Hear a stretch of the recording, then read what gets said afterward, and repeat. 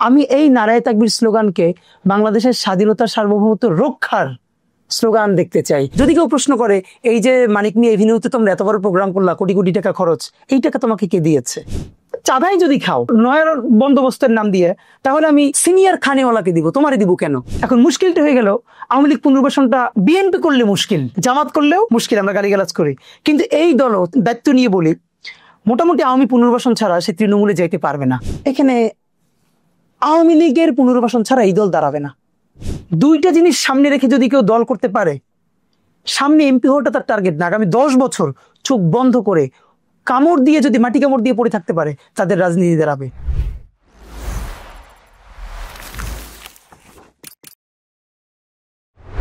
আসসালামু আলাইকুম।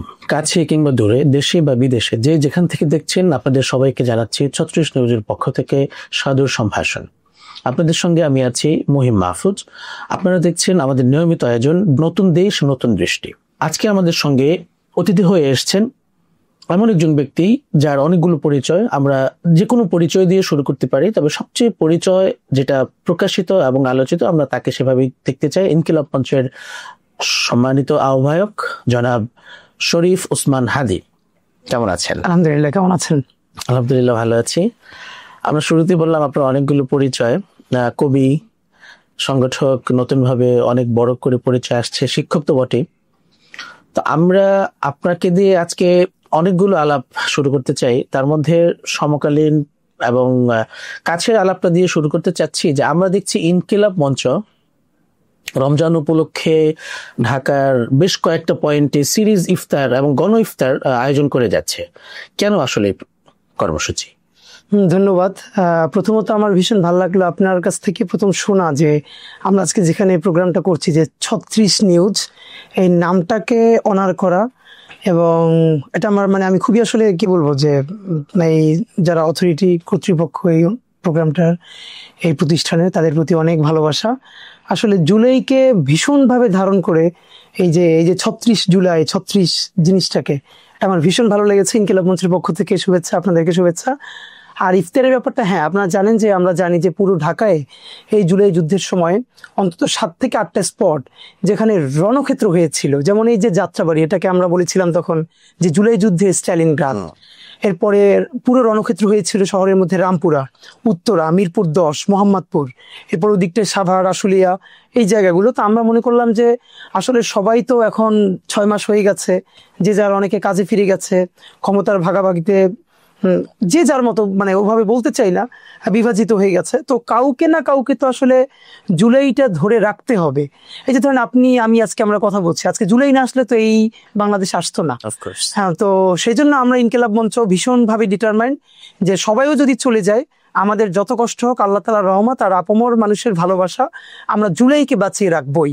তো আমরা মনে করলাম যে এমনিতে তো আমরা প্রচুর রাজপথে প্রোগ্রাম করি, তো রমজানে আমরা চেয়েছিলাম যে আমরা রমজানে হার্ডকোর প্রোগ্রামগুলো না দিয়ে যাতে অন্যরকম প্রোগ্রাম দেওয়া যায়। তখন আমরা সবাই মিলে প্ল্যান করলাম যে ঢাকার যে স্পটগুলোতে সব থেকে বেশি আন্দোলন হয়েছে, মানুষ শহীদ হয়েছে, সেই জায়গাগুলোতে গিয়ে আমরা একদম রিক্সা চালক, ভ্যান চালক, শ্রমিক, দিনমজুর, ছাত্র থেকে শুরু করে সবাইকে নিয়ে আমরা যারা জুলাই যোদ্ধা, আমরা দোয়া ও গণ ইফতার করবো জুলাইয়ের শহীদদের জন্য এবং আহতদের জন্য।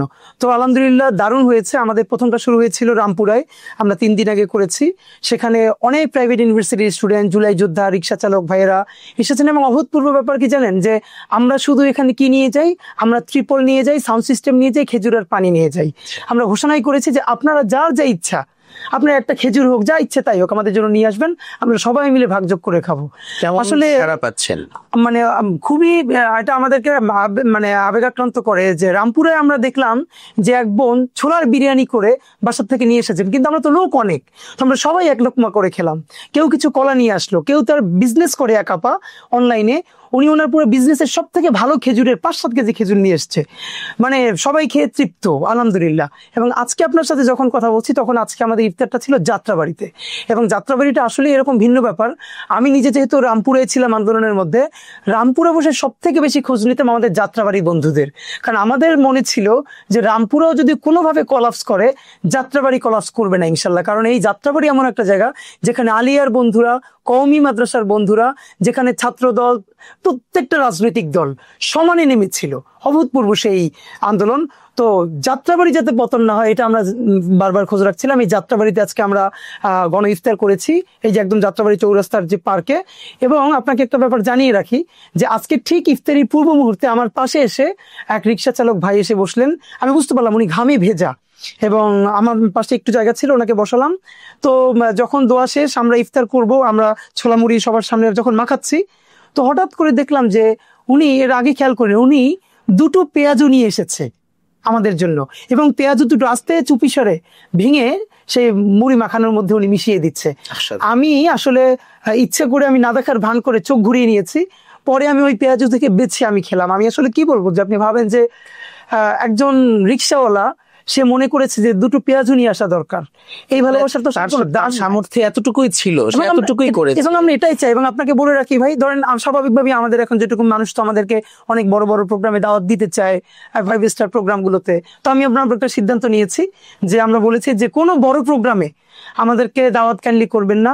আমরা এই জনতার, আজকে ধরেন আজকে আমরা যদি সোনারগাঁয়েও ইফতার করতাম, সেই সোনারগাঁয়ের ইফতারের যে তৃপ্তি, তার থেকে লক্ষ কোটি গুণ তৃপ্তি আজকে ইনকিলাব মঞ্চের ভাই বোনেরা পেয়েছে যখন তারা এই দৃশ্যটা দেখেছে যে তাদেরকে ভালোবেসে একজন রিক্সা চালক ভাই দুটো পেঁয়াজু নিয়ে এসেছে। এই ভালোবাসার তো আসলে আপনার কোনো ব্যাখ্যা নাই।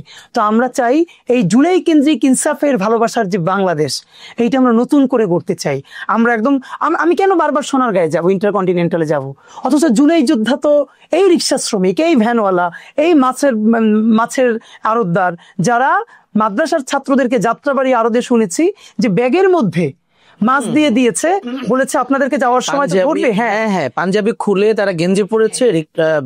আমি এখানে ছিলাম, পুরো সময়টা আমি এখানে ছিলাম, আমরা এখান থেকে আন্দোলন করেছি। তো তারা ব্যাগে করে মাছ দিয়ে দিত, বলতো যদি আপনাদের ধরে ফেলে বলবেন আমি মাছ ব্যবসায়ী।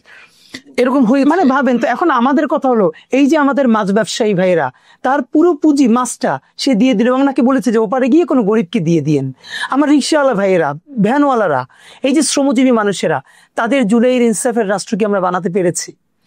তো এই লড়াইটা আমাদেরকে আমরা আসছি একটু জানবো যে গতকালকে আপনাদের সম্ভবত শাহবাগে প্রোগ্রাম ছিল, এবং সেটা সম্ভবত আকস্মিক সিদ্ধান্তের মধ্য দিয়ে হয়েছে, এবং এ নিয়ে আমরা দেখলাম যে উভয় পক্ষের মধ্যে বা বিভিন্ন ঘরানার মধ্যে একটু মিশ্র প্রতিক্রিয়া তৈরি হচ্ছে।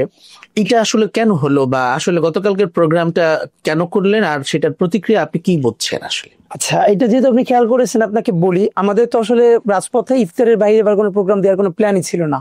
তো আপনারা জানেন যে ইতিমধ্যে ওই যে ঢাকা বিশ্ববিদ্যালয়ের রোকেয়া হলের এক বোনকে ঢাকা বিশ্ববিদ্যালয়ের এক কর্মচারী সে হ্যারেস করেছে ওরালি। তো তারপরে তাকে প্রশাসন ইসে দিয়েছে, আইনে সোপর্দ করেছে। তো এটা নিয়ে আমরা যেটা করেছিলাম, যেমন আমাদের অবস্থানটা আমরা বলি, আমরা দেখেন প্রথমত যেটা হয়েছে যে তাকে যে আইনে সোপর্দ করা হয়েছে, আমরা এখানে দুটো কথা বলেছি যে যে কেউ সে তাকে কি কি বলেছে আপনার না আর একটু নিচে নামিয়ে পড়ে নেই। সে দেখেন, যদি ইসলামের দৃষ্টিভঙ্গিতে আপনি আরো ভালো জানবেন, তো ইসলামের দৃষ্টিভঙ্গিতেও তো কি আপনি কি বলতে পারবেন যে আল্লাহর রাসূলের যুগেও কোনো সাহাবারা কোনো মেয়ে কোনো নারী পথ থেকে চলে যাচ্ছে, তারে গিয়ে ধুম করে বলবে এই তোমার ওন্না নিচে নামার, নিচে উপরে উঠাও, এইরকম। মানে হিকমা, কৌশল, দাওয়ার যে ভাষা, সেই ভাষাও তো আমাদের জানা দরকার। তো যাই হোক, সে এটা করেছে। আমরা বলেছি তাকে আইনে সাপোর্ট করা ঠিক আছে, কিন্তু সেও যেন ইনসাফ পায়, যতটুকু অপরাধ করেছে ততটুকুনি যেন বিচার হয়, এটা কিন্তু বলেছি। কিন্তু এর সাথে যে ব্যাপারটা আমি আপনাদেরকে জানাই, আমি তখন একটা পোস্ট দিই, হঠাৎ করে আমি বললাম যে আমাদের যেই বোনকে হ্যারাস করা হলো এবং সেই হ্যারাসারকে আইনে সাপোর্ট করা হয়েছে, ঠিক আছে, কিন্তু গত এক যুগে আমাদের যেসব বোনেরা বিশ্ববিদ্যালয়ে কলেজে শুধু নিকাব করবার কারণে, পর্দা করবার কারণে ভাইবা বোর্ডে কাঁদতে কাঁদতে বের হতে হয়েছে, ক্লাসে সব ছাত্রদের সামনে লজ্জিত হতে হয়েছে, সাদেকা হালিমেরা, মানে ঢাকা বিশ্ববিদ্যালয়ের শেষে একজনকে বললাম যে সেই সাদেকা হালিমিয়াদের বিচার হবে কবে? দেখেন আমি তখন কি করলাম, এটা তো মানে অনেক জরুরি প্রশ্ন। যখন কাউকে শালীনতার কথা বলার কারণে হ্যারাসমেন্টের শিকার হচ্ছে, তো আরেকদিকে কাউকে যখন শালীনতার কারণেই আবার আরেক দিক থেকে হ্যারাসমেন্টের শিকার হচ্ছে, ফলে দুইটারই তো বিচারের প্রশ্নটা খুব গুরুত্বপূর্ণ। এবং আরো একটু বলি, ধরেন শুধু এটা মেয়েদের ক্ষেত্রেই বা কেন হয়? আমি যদি বলি যে যখন কোনো একজন লোকজন যে হয়তো পাঞ্জাবি লম্বা করে পড়েছে, বা যার মাথায় টুপি আছে বা দাড়ি আছে, পাবলিক প্লেসে বা বিভিন্ন এলিট পাড়াগুলোতে, ক্লাবগুলোতে, ঘরগুলোতেও তো তারা হ্যারাসমেন্টের শিকার হচ্ছে। আচ্ছা, এই কথাটা আজ পর্যন্ত আমি বলি নাই কোনোদিন, যে আপনি যেহেতু তুললেন আমি বলি। এটা আমি হয়তো প্ল্যান ছিল অনেক পরে কোনোদিন বলবো। আমি ঢাকা বিশ্ববিদ্যালয়ের ফার্স্ট ইয়ারে, আমি তো পলিটিক্যাল সায়েন্সে পড়েছি, আমি ফার্স্ট ইয়ারে যখন ফার্স্ট ক্লাস বা সেকেন্ড ক্লাস, আমাদের তখনও সেকশন ভাগ হয় নাই, আমাদের দুটো সেকশন।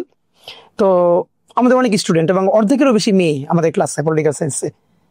আমি আজকেই পাবলিকলি এটা বলতেছি প্রথম, আমার সেই দিনটার কথা খুব মনে পড়ে, যেদিন থেকে আমি বাসায় কাঁদতে কাঁদতে গিয়েছিলাম এবং আমি আর ভার্সিটিতে আসবো কিনা, ক্লাস করবো কিনা। কারণটা ছিল, আমি বিশ্ববিদ্যালয়ের পুরো জীবনে আমি পাঞ্জাবি এবং টুপি পরে ক্লাস করেছি। আবারও বলি, এইটা আমি সব মনে করে করি নাই। এর মানে আমার যে বন্ধুরা প্যান্ট পরে, শার্ট পরে, টি শার্ট পরে, হ্যাঁ এটা তো ওকে, কিন্তু আমি মনে করেছিলাম এই যে পাঞ্জাবি পরলে, এই যে টুপি পরলে তাকে মানে অপরায়ণ করা, মানে আমি সেটাকে চ্যালেঞ্জ করতে চেয়েছিলাম। আমি চাইলে আমার অনেক বন্ধুরা, যারা আপনি জানেন যে আমি কিন্তু আলেম পর্যন্ত মাদ্রাসায় পড়েছি, এরপরে আমি ইউনিভার্সিটিতে পড়েছি, তো আমার অনেক বন্ধুরা কিন্তু এসের সাথে সাথে ড্রেস চেঞ্জ করেছে। তো আমি করি না, এর মানে এইটা না যে ড্রেস চেঞ্জ না করাটা বিরাট একটা মহৎ কাজ, আমি সেটা বলি না। এটা আমি করেছি একটা কালচার লড়াইয়ের জায়গা থেকে, আমার কনফিডেন্সের জায়গা থেকে। তো আমার এক টিচার, উনি একটা প্রশ্ন জিজ্ঞেস করলেন, আমার খুব মনে আছে, একটা ইংরেজি শব্দ। তো আমি সেই শব্দটা, আমি একদম ফার্স্ট বেঞ্চে ছিলাম, তো কি যেন একটা সংখ্যা জিজ্ঞেস করলো, তো আমি শব্দটা সহ ইংরেজি সংখ্যাটা বললাম। তো উনি আমাকে খুবই ইনসাল্ট করে বললেন যে এই শব্দটার উচ্চারণ আমি ভুল বলেছি, এবং আমি শব্দটা ইচ্ছে করে বলছি না। তো উনি বললেন যে আমি ভুল বলেছি, এবং তখন বললেন মোল্লা, মুন্সি, মাদ্রাসা থেকে আসছে, এইসব বলে টলে সে খুবই। তো আমার তখন ব্যাগে অক্সফোর্ড ডিকশনারিটা ছিল, ইংলিশ টু ইংলিশ যে পকেট ডিকশনারিটা, তখন আমি সবসময় ব্যাগে রাখতাম। তো আমি খুবই কনফিডেন্ট ছিলাম যে আমি এটা শতভাগ সঠিক উচ্চারণ করেছি। আমি তখন ব্যাগ থেকে ডিকশনারিটা বের করে, অক্সফোর্ড যে অ্যাডভান্স লার্নার যেটা, ওটার সামনে তো ফনেটিক ট্রান্সক্রিপশন দিয়ে উচ্চারণটা লেখা থাকে। এরপরে স্যার যখন আবার কথা বলছেন, তখন আমি বললাম, এক্সকিউজ মি স্যার, এই যে আমি যেটা বলেছি দেখেন এই উচ্চারণটা কিন্তু সামনে লেখা আছে। এরপর তো তিনি তেলে বেগুনে চললেন। এরপর তিনি কি করলেন জানেন, আমাকে ক্লাসের সামনে দাঁড় করিয়ে মোল্লা, মানে যা ইচ্ছে তাই, মোল্লা, মুন্সি, পুরো ভার্সিটি মাদ্রাসায় ভরে গেছে, ইট ইজ নট আ মাদ্রাসা, আমাকে সামনের বেঞ্চ থেকে সবার সামনে একদম পিছনের বেঞ্চে পাঠিয়ে দিলেন। এবং তিনি বললেন আমাকে যেন আর কোনোদিন ক্লাসের ফার্স্ট বেঞ্চে না দেখেন। এরপরে আমি আপনাকে বলি, ক্লাসটা শেষ হওয়ার পর আমার কিছু বন্ধুরা এসে বললো, তুমি একজন সময় পাঞ্জাবি পরে এসো না, এই সেই। কিন্তু আমি চ্যালেঞ্জ নিলাম, আমি পাঞ্জাবি পরি আর না পরি এটা সব পাপের ব্যাপার না, আমি পড়লে আমি এই কাপড় চোপড়েই পরবো, এবং এটাই আমার লড়াই। এবং আপনাকে জানাই ইনশাল্লাহ আমি সেই ড্রেসেই আমি আমার বিশ্ববিদ্যালয় জীবন শেষ করতে পেরেছি। তো এইটা হলো, আপনি যখন নারীদের কথা বলছেন, তো ছেলেদেরও তো এরকম। শুধু আমার ডিপার্টমেন্টের বন্ধুরা যাদের প্যান্ট ভাঁজ করা ছিল, হ্যাঁ ইসলামের নিয়ম হচ্ছে যে আপনার টাকনুর উপরে প্যান্ট রাখতে হবে, আমার ডিপার্টমেন্টের ম্যাম এই সাথে কালিমের সাথে এরকম অনেক গল্প আছে, এসে বলেছে যে এটা কি কৃষি ক্ষেত নাকি এটা ইউনিভার্সিটি, এটা কি কৃষির মাঠ, প্যান্ট ভাঁজ করা কেন? এবং প্যান্ট ভাঁজ করা থাকলে সে শিবির, মানে ইসলামের একটা ফরজ হুকুম একটা ছেলে পালন করতে হলে তাকে শিবির করতে হবে। আমরা ইসলামের জায়গা থেকে দেখার যেমন সুযোগ আছে, পাশাপাশি স্বাভাবিক জায়গা থেকে যে কেউ যদি শর্ট পরে যায়, ওকে, কেউ যদি টি শার্ট পরে যায়, ফর্মাল ড্রেস কোড না মানে, তাহলে তো তাকে কিছু বলার নাই। ফলে একজন টাকনুর উপরে পড়লো না নিচে পড়লো, তো একজন শিক্ষকের দৃষ্টি সেখানে কেন যাবে? এটা তো আপনাকে বলি, যারা ইসলামিক ঘরানার লোকজন তারা এই আর্গুমেন্টটা তোলা বোঝে না। এইটাই তো প্রশ্ন হওয়া উচিত ছিল যে, ধরেন আমি আপনাকে বলি, পাবলিক ইউনিভার্সিটির 80% ছেলে মেয়ে কিন্তু ফর্মাল ড্রেসে ক্লাসে যায় না, টি শার্ট পরে যায়, জিন্স পরে যায়। তো এইটা যদি অ্যালাউড হয়, হ্যাঁ, তাহলে কেউ যদি প্যান্ট ধরেন একদম পায়ের নিচে নিয়ে আসে, সেটাও যদি ওকে হয়, তাহলে এখন টাকার উপরে উঠলো, সমস্যাটা কোথায়? আমি তো বলতে চাই, একটা মেয়ে আমার ক্লাসমেটরা অনেকে তো টি শার্ট পরে আসতো, হ্যাঁ টি শার্ট পরে আসতো, মানে এটা তো কমন একটা কালচার। এইটা যদি হতে পারে, ওকে তো কেউ ডিস্টার্ব করতে পারবে না। তাহলে একটা মেয়ে যদি কখনোই মুখ খুলতে না চায়, তাহলে তার প্রবলেমটা কোথায়? মানে কেউ যদি পুরো খুলে রাখতে চায়, তাকেও আমার যোগ্যতাটা দিতে হবে। খোলার অনুমতির জন্য আমরা অধিকারের প্রশ্ন বলছি, আমরা রাজপথে নামছি, তাহলে কেউ ঢেকে রাখতে চাইলে আমি তাকে বাধা দেব কোন অধিকারে? এই কথা বলবে কে? এবং আমাদের যেটা মুশকিল, আমাদের ভাইয়েরা হলো এই ন্যারেটিভ নির্মাণের জায়গা জানে না। যেমন আপনি যখন কালচারাল কথা বলবেন, তখন আপনি ধর্ম তো অবশ্যই একটা গুরুত্বপূর্ণ পার্ট, বাট এর বাইরেও তো আপনি আপনার নাগরিক অধিকার নিয়ে কথা বলতে পারেন। জিনিসকে দেখার আমাদের বিভিন্ন দৃষ্টিভঙ্গি আছে, আমরা নাগরিক অধিকারের জায়গা থেকে ওই কথাগুলোকে নিয়ে কথা বলতে পারি। ওকে, আমরা অনেক কথা বললাম, আমরা এবার একটু আসি ইনকিলাব মঞ্চতেও জন্মের পর থেকে একের পর এক নানামুখী, গণমুখী এবং ইফেক্টিভ কর্মসূচি দিয়ে যাচ্ছে। তার অংশ হিসাবে আমরা গণ ইফতার মাহফিলের কর্মসূচি দেখলাম। সামনে ইনকিলাব মঞ্চের পরিকল্পনা আসলে কি? ইনকিলাব মঞ্চ কি করতে চায় এবং ইনকিলাব মঞ্চ আসলে কি ধরনের সংগঠন? আচ্ছা, প্রথমত আমাদের ফেসবুকের বায়োটা আমরা অনেককে পড়তে বলি, যে অনেকেই তো জিজ্ঞেস করে, তো এখানে 3-4 লাইনে খুব সুন্দর করে এর মধ্যে যেটা একটা মূল কথা আছে, যে আমরা আসলে একটা ইনসাফ ভিত্তিক রাষ্ট্র বিনির্মাণে আমরা একটা লড়াই করতে চাই। এই লড়াইয়ে আপনাকে স্বাগতম। তো আমরা লড়াইটা কিভাবে করতে চাই? আমরা মূলত আমাদেরকে বলি আমরা একটা সাংস্কৃতিক সংগঠন। তো তবে আমরা এই সাংস্কৃতিক সংগঠনটা এরকম না যে এরকম ছায়ানট উদিচ্ছি যে আমরা রাজনীতি বুঝি না, কিন্তু আমরা ঠিকই খালেদা জিয়ার বাড়ি ঘেরাও দেওয়া বুঝি। চঞ্চল চৌধুরীর যেরকম, সে জননিরাপত্তার জন্য খালেদা যেহেতু অবরোধ ডাকতেছেন, তাই তার বাড়ির সামনে সে ঘেরাও করতে গেছে। কিন্তু যেই 36 জুলাই হয়ে গেল, তখন বললো আমি শুধু শিল্প নিয়েই বাঁচতে চাই। এই সঠতা আমরা করতে চাই না। আমরা বলি আউট অ্যান্ড আউট আমরা অত্যন্ত পলিটিক্যালি কনসিয়াস একটা প্রেসার গ্রুপ। আমরা ভীষণভাবে রাজনীতি সচেতন। আমাদের সচেতনতা হলো বাংলাদেশের স্বাধীনতা, সার্বভৌমত্ব, এটা আমাদের স্কেল। যা কিছু বাংলাদেশের স্বাধীনতা, সার্বভৌমত্বের পক্ষে আমরা তাকে ওয়েলকাম করি, অ্যাপ্রিসিয়েট করি।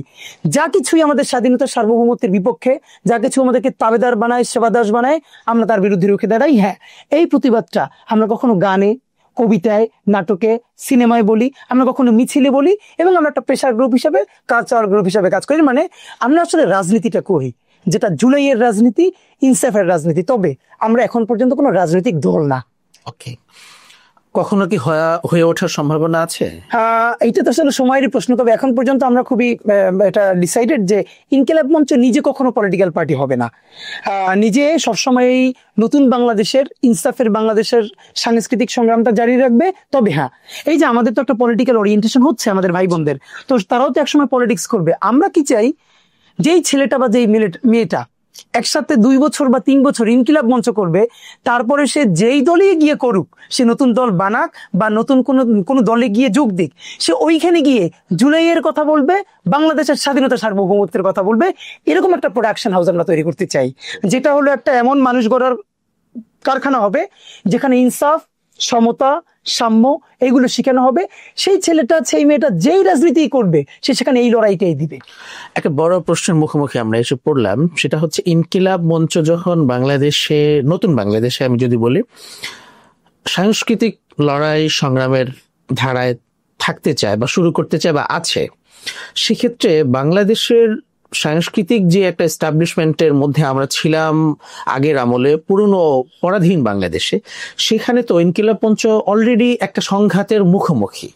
যে সংঘাতটাকে সে এড়াইতে পারে না, পারবেও না বাংলাদেশে। এবং এর সঙ্গে সংযুক্ত প্রশ্ন হচ্ছে, সংস্কৃতি বলতে আমরা এতদিন ধরে মিডিয়াতে বা একাডেমিয়াতে যে ধরনের প্র্যাকটিসের মধ্যে ছিলাম, সংস্কৃতি বলতেই শুধু নাচ গান বা এলিট সোসাইটির একটা একেবারে ঘরোয়া একটা কালচারকে গণমানুষের সংস্কৃতি এবং সার্বজনীন সংস্কৃতি হিসেবে চাপিয়ে দেওয়ার, চর্চা করার যে একটা প্রবণতা, সেই জায়গায় ইনকিলাব মঞ্চ আসলে সংস্কৃতির ডেফিনেশনটা কিভাবে ঠিক করছে? দেখুন, আসলে আমাদের বাংলাদেশে যেটা মুশকিল হয়েছে, আমাদের বাংলাদেশে তো আরবান মিডল ক্লাসের যে পলিটিক্স, তার অ্যাডভান্টেজ, এইগুলোকে এস্টাবলিশমেন্টে গণমানুষের রাজনীতি, গণমানুষের সংস্কৃতি হিসেবে চাপিয়ে দেওয়া হয়েছে। দুই একটা ছোট ছোট করে বলি। ধরেন, এই যে মঙ্গল শোভাযাত্রা, যেটা ছিল এরশাদ বিরোধী আন্দোলনের সময় বৈশাখের আনন্দ শোভাযাত্রা বা এরকম নামে, এরশাদ বিরোধী কোনো অ্যাক্টিভিজম করা যাচ্ছিল না, মানুষ একটা কালচারাল মুভমেন্ট করলো। তো 1990-এর দিকের সেই আনন্দ শোভাযাত্রা, যেটা ছিল একটা আউট অ্যান্ড আউট পলিটিক্যাল জায়গা থেকে, সেইটা কিভাবে মঙ্গল শোভাযাত্রা হয়ে উঠলো। এবং সেইখানে আপামর বাংলাদেশের নেত্রী, দেখুন আমি বিএনপি কর্মী না হয়েও আমি বেগম খালেদা জিয়ার পক্ষে বলতে পারি, আর এই বলাটাই হলো ইনসাফ। আপনার নিশ্চয় মনে থাকবার কথা যে সেই মঙ্গল শোভাযাত্রায় একদম অসুর হিসেবে পোট্রে করা হচ্ছে বেগম খালেদা জিয়াকে। এরকম প্রত্যেকটা সেই মঙ্গল শোভাযাত্রার সামনে বাংলাদেশের যারা এই জামাত ইসলামী নেতৃবৃন্দ, কখনো কখনো বেগম খালেদা জিয়া, এক একজনকে এক এক বিকৃত ভাবে মানুষ পটে তৈরি করা হয়েছে, এরা অসুর, এদেরকে বিনাশ করতে হবে। যেটা হয়েছে দেখেন, এই যে ফ্যাসিবাদ তো আসলে শুধু ক্ষমতার কাঠামোর ব্যাপার না, এটা মননে মগজে প্রতিষ্ঠার ব্যাপার। আওয়ামী লীগ ফ্যাসিবাদ কায়েম করতে পেরেছে বাংলাদেশের দুটো গোষ্ঠীর মাধ্যমে। এর প্রথম হলো কালচারাল এলিটরা। তারা দিনের পরে দিন এই গণহত্যাকে, এই খুনকে, এই ধর্ষণকে, এই আয়নাগরকে কবিতায়, গানে, নাটকে, সিনেমায়, গল্পে, প্রদর্শনীতে শুধু বৈধতাই দেয় নাই, অপরিহার্য করে তুলেছে, যে তার বিকল্প আর কেউ নেই। দেখেন, ফলে এই চ্যালেঞ্জের মুখে তো ইনকিলাব মঞ্চ এসছে, কিন্তু ইনকিলাব মঞ্চের কি প্রোডাকশন, কি কন্ট্রিবিউশন এখনো এই জায়গাতে? দেখুন আমাদের ইনকিলাব মঞ্চ এখন পর্যন্ত যেটা কন্ট্রিবিউশন, একটা হলো কি আরোপিত সংস্কৃতি, আরোপিত যাই কিছু হোক, এখানে আপনি যত কোটি টাকা স্পন্সর করেন ওটা কিন্তু মানুষের কলিজায় গিয়ে লাগে না, ওটা খান খান করে ভেঙে যায়। এটা প্রমাণ কি, ইনকিলাব মঞ্চের না আছে পয়সা, শুধু এখানের ভাই বোনগুলোর প্রচন্ড ভালোবাসা, ডেডিকেশন আর তাদের পরিশ্রম। দেখেন আমরা গত 6 মাসে যতগুলো প্রোগ্রাম করেছি, আমাদের শুধু নামের গুলো খেয়াল করেন। আমাদের প্রথম যে প্রোগ্রামটা দুর্দান্ত স্পার্ক করলো শাহবাগে, কি করলাম যে আমরা ফ্যাসিবাদের পতন উপলক্ষে শুকরানা সিজদা, গণসিজদা ও দ্রোহের গান, যে ফ্যাসিবাদের পতনের শুকরানা উপলক্ষে গণসিজদা ও দ্রোহের গান, আমরা শাহবাগে কি করেছি, আমরা সবাই মিলে দুটো গণসিজদা দিয়েছি, এরপরে দ্রোহের গান গিয়েছি। তখন আমি আপনার কাছে জিজ্ঞেস করি, আমাকে একটা মিডিয়া এসে জিজ্ঞেস করলো, আপনারা এটা সেলিব্রেট করছেন মূলধারার মিডিয়া, গণসিজদা কেন? তখন আমি তাকে এই উত্তরটা দিয়েছিলাম, দেখেন ফ্যাসিবাদ যে একদিনে বিতাড়িত হয় না, এটা যে মনোমগজে প্রতিষ্ঠার ব্যাপার, তার প্রমাণ হলো আপনার প্রশ্ন। বলে এটা কিভাবে কি বললেন আপনি? আপনি বুঝলেন না, আপনি আমাকে জিজ্ঞেস করছেন গণসিজদা কেন, আমি আপনাকে প্রশ্ন করছি গণসিজদা নয় কেন? যার ইচ্ছে এখানে মাহফিল করবে, যার ইচ্ছে যাত্রা করবে, যার ইচ্ছে কনসার্ট করবে, যার ইচ্ছে সিজদা দিবে, এটাই তো নাগরিক অধিকার। তো আমার মনে চাচ্ছে আমরা কেউ সিজদা দিচ্ছি, একটু পরে আবার আমরা গান শুনছি। তো এই শাহবাগে আমরা এইটাই প্রতিষ্ঠা করতে চাই। সিজদার বিষয়টাকে স্পেসিফিক আমরা আরেকটু অন্যভাবেও তো দেখতে পারি, যে বাংলাদেশে মানুষজন যখন কোনো আয়োজনে বা কোনো কিছুতে সে কোনো প্রাপ্তির মুখোমুখি হয়, সে যখন আনন্দিত হয়, তখন সে তো আল্লাহর কাছে শুকরিয়া আদায় করে। আমরা দেখেছি আমাদের ক্রিকেটাররা সেঞ্চুরি, হাফ সেঞ্চুরি, ছক্কা, ম্যাচ জয়ের পরে তারা মাঠে সিজদা দেয়। আমাদের যে কোনো ব্যক্তি কোনো কিছু, আমি একটু আপনাকে বলতে পারি, আমাকে আল মাহমুদ ব্যক্তিগত একটা ইস্যু বলেছিলেন যে যখন আমি কখনোই কথাটা বলিনি, আজকে প্রাসঙ্গিকভাবে সামনে আসছে, যে আল মাহমুদ যখন শুনলেন যে শেখ মুজিব নিহত হয়েছেন, ওই অবস্থায় তিনি ছিলেন নামাজে দাঁড়ানো অবস্থায় তিনি যখন শুনলেন, তখন তাৎক্ষণিক সেজদা শুকরিয়া আদায় করার জন্য সে দাঁড়ানো থেকে সেজদা চলে গেলেন, সেজদা দিয়ে উঠে বাকি নামাজ শেষ করলেন নামাজের অবস্থায়। তো এই যে আমি যদি বলি যে আল মাহমুদের এইটা কোনো বিচ্ছিন্ন ঘটনা না, বাংলাদেশের মানুষজন তারা তাদের সামাজিক, তাদের জীবনের যে সংস্কৃতি, সেই সংস্কৃতির জায়গা থেকে তারা সেজদাটাকে তাদের উদযাপনের অংশ এবং নিজেকে সমর্পণের জায়গা থেকে দেখে। ফলে এটাকে তো এভাবে দেখাটাই স্বাভাবিক। কিন্তু এখানে মুশকিলটা কি ভাই জানেন, আপনি বাংলাদেশে এই যে কালচারাল এস্টাবলিশমেন্ট, যেটাকে আমরা শাহবাগিতা বলি, এইটা ভাঙতে হলে আপনি শাহবাগিতার বিরুদ্ধে যতখানি শক্তি দিয়ে লড়বেন, তার বিরুদ্ধে হাজার শক্তি দিয়ে লড়তে হবে আপনার ঘরের মানুষদের বিপক্ষে। যেমন আমরা সেই সিজদা দেওয়ার পরে সামাজিক মাধ্যমে মানুষ বুঝে না বুঝে কত গালিগালাজ যে করেছে, কিন্তু আমরা কোনো রিয়াক্ট করি না, কারণ মানুষ তো জানে না, বোঝে না। এই সিজদা তো আমরা সওয়াবের জন্য দেই না। ধরেন যেই ক্রিকেটার সেঞ্চুরি করে মাঠে সিজদা দেয়, সে কি সওয়াবের জন্য দেয়? গণভবনে হাসিনা পতনের পরে আমাদের ভাইয়েরা, আমাদের বোনেরা সিজদা দিচ্ছেন, আমরা রাজপথে সবাই মিলে এবং অভূতপূর্ব আমরা সিজদা দিব, পিছনে ফিরে দেখি যে আমাদের সাথে এক সারি বোনেরাও আমাদের সাথে সিজদা দিচ্ছেন। তো এটা কি সওয়াবের জন্য? এটা আমাদের কালচার। আমার নিজের আমি যখন এই 5 তারিখে আমি মাগরিবের নামাজ, আসর পড়েছি যাত্রাবাড়িতে, মাগরিব নামাজ পড়েছি শাহবাগে আমি মাগরিবের নামাজের ইমামতি করলাম। পেছনে আমরা অল্প কয়েকজন মুসল্লি নিয়ে আমরা শুরু করলাম। তো নামাজ যখন শুরু হলো, তখন দেখলাম যে যারা নামাজ পড়ছে না তারাও ব্যারিকেড দিয়ে জায়গাটাকে করে রাখছে, সিকিউর করছে। এবং নামাজ শেষ করে আমি পেছনে তাকিয়ে দেখলাম যে লম্বা লাইন সবাই নামাজের সঙ্গে যুক্ত হলো। নামাজের পরে আমরা মোনাজাত করলাম। আমার মনে হয় শাহবাগে 5 তারিখে বাংলাদেশের বিজয়ের দিনে প্রথম মোনাজাতটা সম্ভবত শাহবাগের, ওটা আমার করা। তো এই জায়গাটা নিয়ে আরো অনেক কথা আমরা, তো প্রথম যে প্রসঙ্গটা আমি মনে করি যে শাহবাগিতে আপনি বললেন একটা ন্যারেটিভ তৈরি হয়ে গেছে। এখন যে আলাপটা অনেক বেশি করে হচ্ছে, সেটা হচ্ছে বিগত কয়েকদিনের বাংলাদেশে ধর্ষণ কাণ্ড, তারপরে ধর্ম অবমাননা, ঈশ্বরসহ নানামুখী তৎপরতার মধ্য দিয়ে যে বিষয়টা আলোচনায় আসছে, যে শাহবাগ ভার্সন 2 2013 সালের পরে 2025-এ আবার তৈরি হয়ে যাচ্ছে কিনা। এটা তো একটা তৎপরতা আছেই, আপনি কিভাবে বুঝবেন?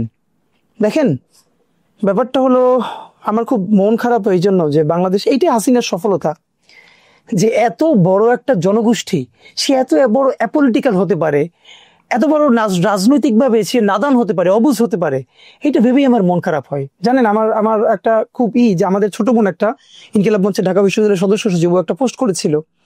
দেখুন যে বাংলাদেশের আলেমদের দেশপ্রেমটা, এটা নিয়ে তো দুনিয়ার কেউ প্রশ্ন তুলতে পারবে না। সে দেশের জন্য যে কোনো মুহূর্তে শহীদ হতে এক সেকেন্ড ভাববে না।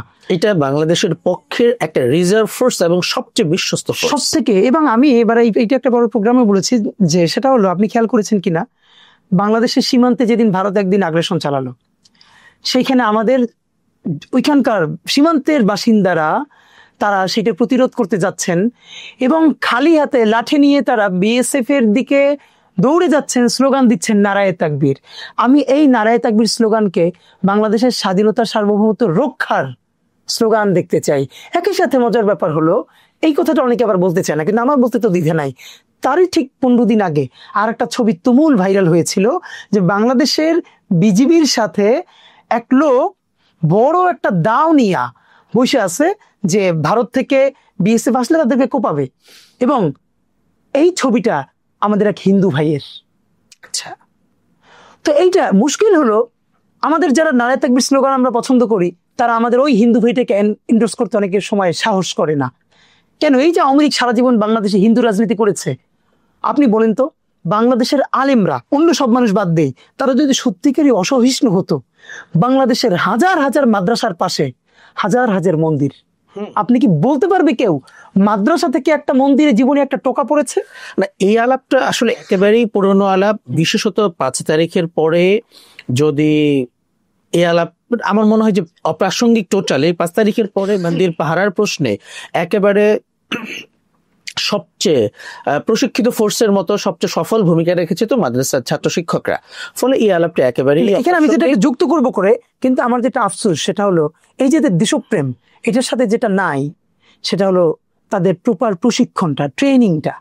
মানে আপনি একটা জিনিসকে যখন ন্যারেটিভটাকে সামনে আনবেন, এস্টাবলিশ করবেন, মূলধারা করবেন, সেটার জন্য তো আপনার কিছু পলিসি লাগবে, ওই বুস্টটা লাগবে, ওই পড়াশোনা জানাশোনাটা লাগবে।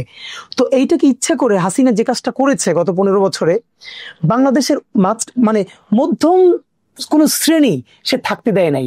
যেমন ধরেন যে উভয় পক্ষের মধ্যে বসে সমঝোতা করতে পারবে, এমন প্রান্তিক করা হয়েছে, ডানকে আরো ডান, আরো ডান, বামকে আরো বাম। এর মানে মাঝখানে মধ্যমপন্থী কোনো মানুষ, ধরেন আমাদের অবস্থানটা দেখেন, আমাদেরকে শাহবাগীরাও প্রচুর গালিগালাজ করে, আমাদেরকে যারা একদম চরম ডান তারাও প্রতিদিন কাফির মুশরিক বলে। মানে যারা চরম ডান তারা আমাদেরকে বলে শাহবাগী, আর শাহবাগীরা আমাদেরকে বলে মৌলবাদী। তাহলে আসলে আমরা কারা? তো এটা আমাদের জন্য আনন্দ যে মানে আমরা ঠিক জায়গায় আছি। আমরা এই মধ্যমপন্থী বাংলাদেশটা যারা, আমরা দেখেন আমরা কি বলি, আমরা বলি গান, আমরা একটা ব্যান্ড করবো এখন বলেছি, এবং আমাদের ব্যান্ডের 2টো ভার্সন থাকবে। একটা হলো যারা ইনস্ট্রুমেন্ট ব্যবহার করে মিউজিক করবে, আরেকটা হলো না, তারা খালি গলায় গাইবে। এখন আপনি বলবেন পাপ পুণ্যের হিসেবটা আমরা করতেছি না, আমরা বলতেছি যে লোকটা ইনস্ট্রুমেন্ট সহ মিউজিক সহ গান শুনতে চায় তারও আমি গান শোনাবো, জুলাইয়ের গান, বাংলাদেশের গান, সে ইনস্ট্রুমেন্ট সহ শুনুক। কিন্তু আর একজনের তো অধিকার আছে ইনস্ট্রুমেন্ট সারা শুনবার, সেটা কি সংস্কৃতি না? সুতরাং তার জন্য আমরা সেভাবে ভিন্ন ব্যান্ড করব যে মিউজিক ছাড়াই সে শুনবে। এবং আমরা বলতে চাই ব্যান্ড যেগুলো গিটার সহ, তবলা সহ, এটাও বাংলাদেশের কালচার। এই যে সাইমুম গায়, কলরব গায়, যারা খালি কণ্ঠায় গায়, এটাও বাংলাদেশের কালচার। আমাকে সবগুলোকে এন্ডোর্স করতে পারতে হবে। গুড। আমরা এখন যেখানে একটু আলাপে আসছি, যে ইনকিলাব মঞ্চ যে কাজগুলো করছে তার প্রতিক্রিয়ায় বা ক্রিয়ায় ইতিমধ্যে দেশের মধ্যে আলোচনা সমালোচনা তো বটে অবশ্যই হচ্ছে। তবে ইনকিলাব মঞ্চের বিষয়ে মানুষের মধ্যে আকাঙ্ক্ষার আমি মনে করি যে বড় একটা জায়গা অবশ্যই সবাই খুব অপেক্ষায় আছে। সেটা হচ্ছে ইনকিলাব মঞ্চের আহ্বায়ক হিসাবে আপনি যে ঘোষণা দিয়েছেন পহেলা বৈশাখ উদযাপনের একটা, সেখানে দেখা যাচ্ছে নতুন কিছু প্রস্তাবনা আছে, পুরনো বন্দোবস্তের বিপক্ষে নতুন একটা বন্দোবস্তের আলাপ আছে। তো এটা আসলে একটু বলবেন যে ইনকিলাব মঞ্চ পহেলা বৈশাখে আসলে কি করতে চাচ্ছে? এখানে একটু আপনার কথার সূত্র ধরে বলি যে আসলে আমরা যেটা বলেছি যে পুরনো বন্দোবস্তের বিপরীতে নতুন বন্দোবস্ত, এটা আসলে না। আমরা যেটা বাংলাদেশের বৈশাখ, ওই বৈশাখকে ফিরিয়ে আনতে চাই। এর মধ্যে যে এক ধরনের আরোপিত আরবান এলিটদের কর্পোরেট বাণিজ্যের কালচার তৈরি করা হয়েছিল, আমরা সেটা মানুষের সামনে মুখোশ খুলে দিতে চাই। ধরেন আমার বাসা ধানমন্ডি বা গুলশান, তো গুলশানের মানুষ যেটা করে এটাকে তো আপনি গুলশানের সংস্কৃতি বলতে পারেনি, কিন্তু গুলশানের সংস্কৃতিকে আপনি কেন সারা বাংলাদেশের সংস্কৃতি বলবেন? এইটা হলো বাংলাদেশের প্রবলেম। খেয়াল করেন, এই যে পান্তা ইলিশ, এর ইতিহাস কবে শুরু যে এখন আমরা পান্তা ইলিশ খাই? এইরকম 100টা উদাহরণ আমি আপনাকে দিতে পারবো। যেই পহেলা বৈশাখে গেলে, আমি আমার ছোটবেলার বলি, আমরা পহেলা বৈশাখে ছোটবেলা গেছি, আমাদের পহেলা বৈশাখে 3 দিন 1 সপ্তাহ ব্যাপী মেলা হতো। আমি একটা মফস্বলে বেড়ে ওঠা ছেলে, তারপরে জেলা শহরে পড়েছি, এরপরে ঢাকায়। আমরা গিয়ে দেখতাম সেখানে নাগরদোলা, তারপরে হাড়ির ওই যে মাটির বাসন কোসন, কি চমৎকার, মোয়া, মুরকি, বাতাসা, জিলাপি, এরপরে আমাদের যত গ্রামীণ কুলা, ডালা, পালকি, এগুলো ছিল। এরপরে বাংলাদেশের সংস্কৃতি এবং সাংস্কৃতিক যে উপাদান উপকরণ গুলো, সেগুলোর একটা প্রচারের এবং বিতরণের একটা বড়। এবং আরো মজার ব্যাপার বলি, সন্ধ্যার পরে যেটা হতো, সন্ধ্যার পরে কখনো কখনো জারি গান হতো, কখনো ছোট করে নাটিকা হতো, তারপরে এই যে বাংলাদেশের একদম আপমর মানুষের যে গানগুলো। তো আমি অনেক সময় অনেক জায়গায় পুথির গাওয়া হতো, পুঁথি গাওয়া করে হ্যাঁ, এই ধরনের একটা উৎসবের, নিরীহ উৎসবের আয়োজন সবসময় ছিল। কিন্তু সেই উৎসবে আমি যখন এসে শাহবাগে দাঁড়ালাম, আমি তো সেই বাংলাদেশকে দেখি না। কিন্তু আরেকটু বিষয় যে আমরা এখন বিগত আমলে, বিশেষত আওয়ামী আমলে যেটা দেখেছি যে পহেলা বৈশাখের যে মঙ্গল শোভাযাত্রার নামে যা করা হতো, সেটা তো আসলে একরকম সহিংসতার দিকে উস্কে দিত।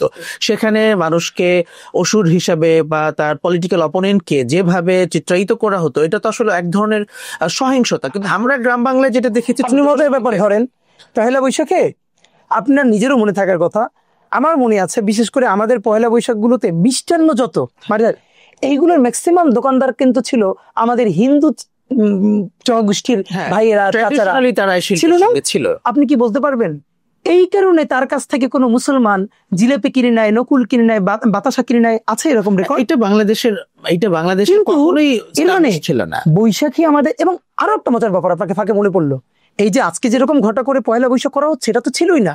আমাদের বৈশাখ ছিল হালখাতা। এবং আমি আপনাকে বলি, বাংলাদেশের হালখাতার কি দারুণ ছিল। আমার আব্বা আমার উপজেলার একজন প্রসিদ্ধ আলেম ছিলেন।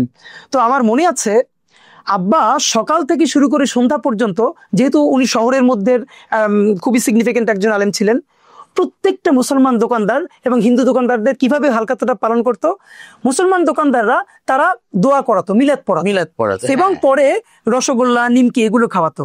আর আমাদের যারা হিন্দু জনগোষ্ঠীর যেই আমাদের দোকানগুলো ছিল, তারা ওই যে তাদের ঢাক বাজাতো এবং আমাদেরকে নকুলদানা খাওয়াতো, মিষ্টি দিত। এবং দেখেন যে যারটা অনার করতো। আমার মনে আছে যে আমরা যখন আমাদের হিন্দু জনগোষ্ঠীর ভাইদের দোকানে যেতাম, তখন আমাদেরকে ওই যে মিষ্টান্ন দিত, আমরা খেতাম হঠাৎ করে। এবং এমন পরিমাণ মিষ্টি জমতো, আমি আপনাকে বলি যে আমাদের বাসায়, আমাদের যারা একটু গ্রামের দিকের, তারা এসে জানতো যে আমাদের বাসায় প্রচুর মিষ্টি এসে জমবে এবং তাদেররা সেই মিষ্টি নিয়ে যাবে। হঠাৎ করে দেখলাম হালখাতা আস্তে আস্তে বন্ধ হয়ে গেল। এবং আর একটা দারুণ ব্যাপার বলি, মুসলমান দোকানদাররা তারা কি করতো, যে কোনো একজন আলেম ডেকে দোয়া পড়ে, যে নতুন টালি খেতা লাল রং, সেইটা একজন আলেমকে দিয়া বা হুজুরকে দিয়া বা ইমাম সাহেবকে দিয়া উপরে লেখাইতো বিসমিল্লাহির রহমানির রহিম, বরকতের জন্য। হ্যাঁ, বরকতের জন্য সে এভাবে শুরু করতো। আবার আমাদের হিন্দু ভাইয়েরাও কি করতো, সেও তার ধর্মীয় দৃষ্টিকোণের বরকতের জন্য সে ঢাকঢোল বাজাতো এবং তাদের ধর্মগুরু এনে তাদেরকে দিয়ে তারা প্রার্থনা করত। আমি আপনাকে বলি, এইটা বাংলাদেশে আওয়ামী যে আরবান এলিটরা তো শুধু একা নষ্ট করে নাই, এখন খুব খারাপ করে বললে বাংলাদেশে যে অক্ষরবাদী আলেমরা, আবার বলছি অক্ষরবাদী, আমি নাম ধরে বলছি না, অনেকে কষ্ট পাবে, তাদের কারণে তো এটা আরো বেশি নষ্ট হয়েছে। যারা মাসালা দিল, ফতোয়া দিল, এই মিলাদ পড়া হারাম, মিলাদ পড়া বেদাত। দেখেন, আমি আবারও বলি, আমি মিলাদ পড়া হারাম, মিলাদ পড়া বেদাত আমি মানতে রাজি। কখন? আপনি যদি দেখি আগামীকাল সকালে যেই লোকটা দোকান খুলে মিলাদ পড়ে পয়লা বৈশাখে, যেহেতু সে জানছে মিলাদটা বেদাত, সুতরাং পরের বছর পয়লা বৈশাখে সে মিলাদ না পড়ে ভোরের রাতে উঠে তাহাজ্জুদ পড়ে তারপরে দোকান খুলছে, অথবা দোকান খুলে সে 2 রাকাত আপনার সকালে যে নামাজ পড়ে, 2 রাকাত নফল নামাজ পড়ে তারপরে দোকান শুরু করছে, তাহলে আমার কোনো আপত্তি নেই। কিন্তু আমি অত্যন্ত দুঃখ নিয়ে আপনাকে বলি, যেই আমি ছোটবেলায় দেখতাম যে প্রত্যেক দোকানে আব্বা 2 মিনিট করে হলো গিয়ে ওর সময় দিতে পারতো না, এবং এমন ছোট ছোট দোকান যেখানে একজন মানুষ ভিতরে ঢুকে মিলাদ পড়তে পারতো না, আব্বা তাও দোকানের সামনে দাঁড়াই মিলাদ পড়তো কষ্ট করে। মিলাদটা ছিল একটা কালচার, এবং এতে মূলত একটা সমাজের সব শ্রেণীর মানুষের একটা মিলনের জায়গা। এবং দেখেন হলো কি জানেন, সেই আমি 10 বছর পরে দেখলাম আমার পুরো উপজেলার একটা দোকানেও হালখাতায় সেই দোয়া নাই। তো ওকে, বিদাত থেকে মুক্ত হয়েছে। কি হয়েছে আফসোসটা আপনাকে বলি, পাশাপাশি 2টো দোকান, একটা আমাদের হিন্দু জনগোষ্ঠীর আর একজন মুসলমান দোকানের। তো যখন হিন্দু জনগোষ্ঠীর দোকানে এসে ঢাকঢোল বাজাচ্ছে, প্রার্থনা করছে, তারা দেখে পাশের দোকানে তো কোনো উদযাপন নাই, মিলাদ টাইলাদ নাই, তারা এসে পাশের মুসলমানের দোকানেও তখন ঢাকঢোল বাজাচ্ছে এবং সকল মুসলমান দোকানে আলটিমেটলি সেরকমই সেলিব্রেশন হচ্ছে। আপনি কি উপকার করলেন ভাই? এখন আমরা যেটা আসতেছি ইনকিলাব মঞ্চ এইবার পহেলা বৈশাখ কিভাবে উদযাপন করতে চাচ্ছি? আমরা যেহেতু এই জুলাইয়ের বদৌলতে আমরা একটা সুযোগ পেয়েছি, আমরা সুযোগটাকে কাজে লাগাতে চাই। আমি এবং ইনকিলাব মঞ্চ পেজ থেকে আমরা একটা পহেলা বৈশাখ উদযাপনের ব্যাপারে একটা প্রস্তাবনা তৈরি করে পোস্ট দিয়েছিলাম। আমরা ভাবতেও পারি না যে 2 ঘন্টার মধ্যে এইটা এত স্টার করবে। এবং এটা দেখেন, এই যে মধ্যম পন্থার একটা দারুণ ব্যাপার, এবং এই পোস্টটা 1000-এর উপরে শেয়ার হলো 2 ঘন্টায়।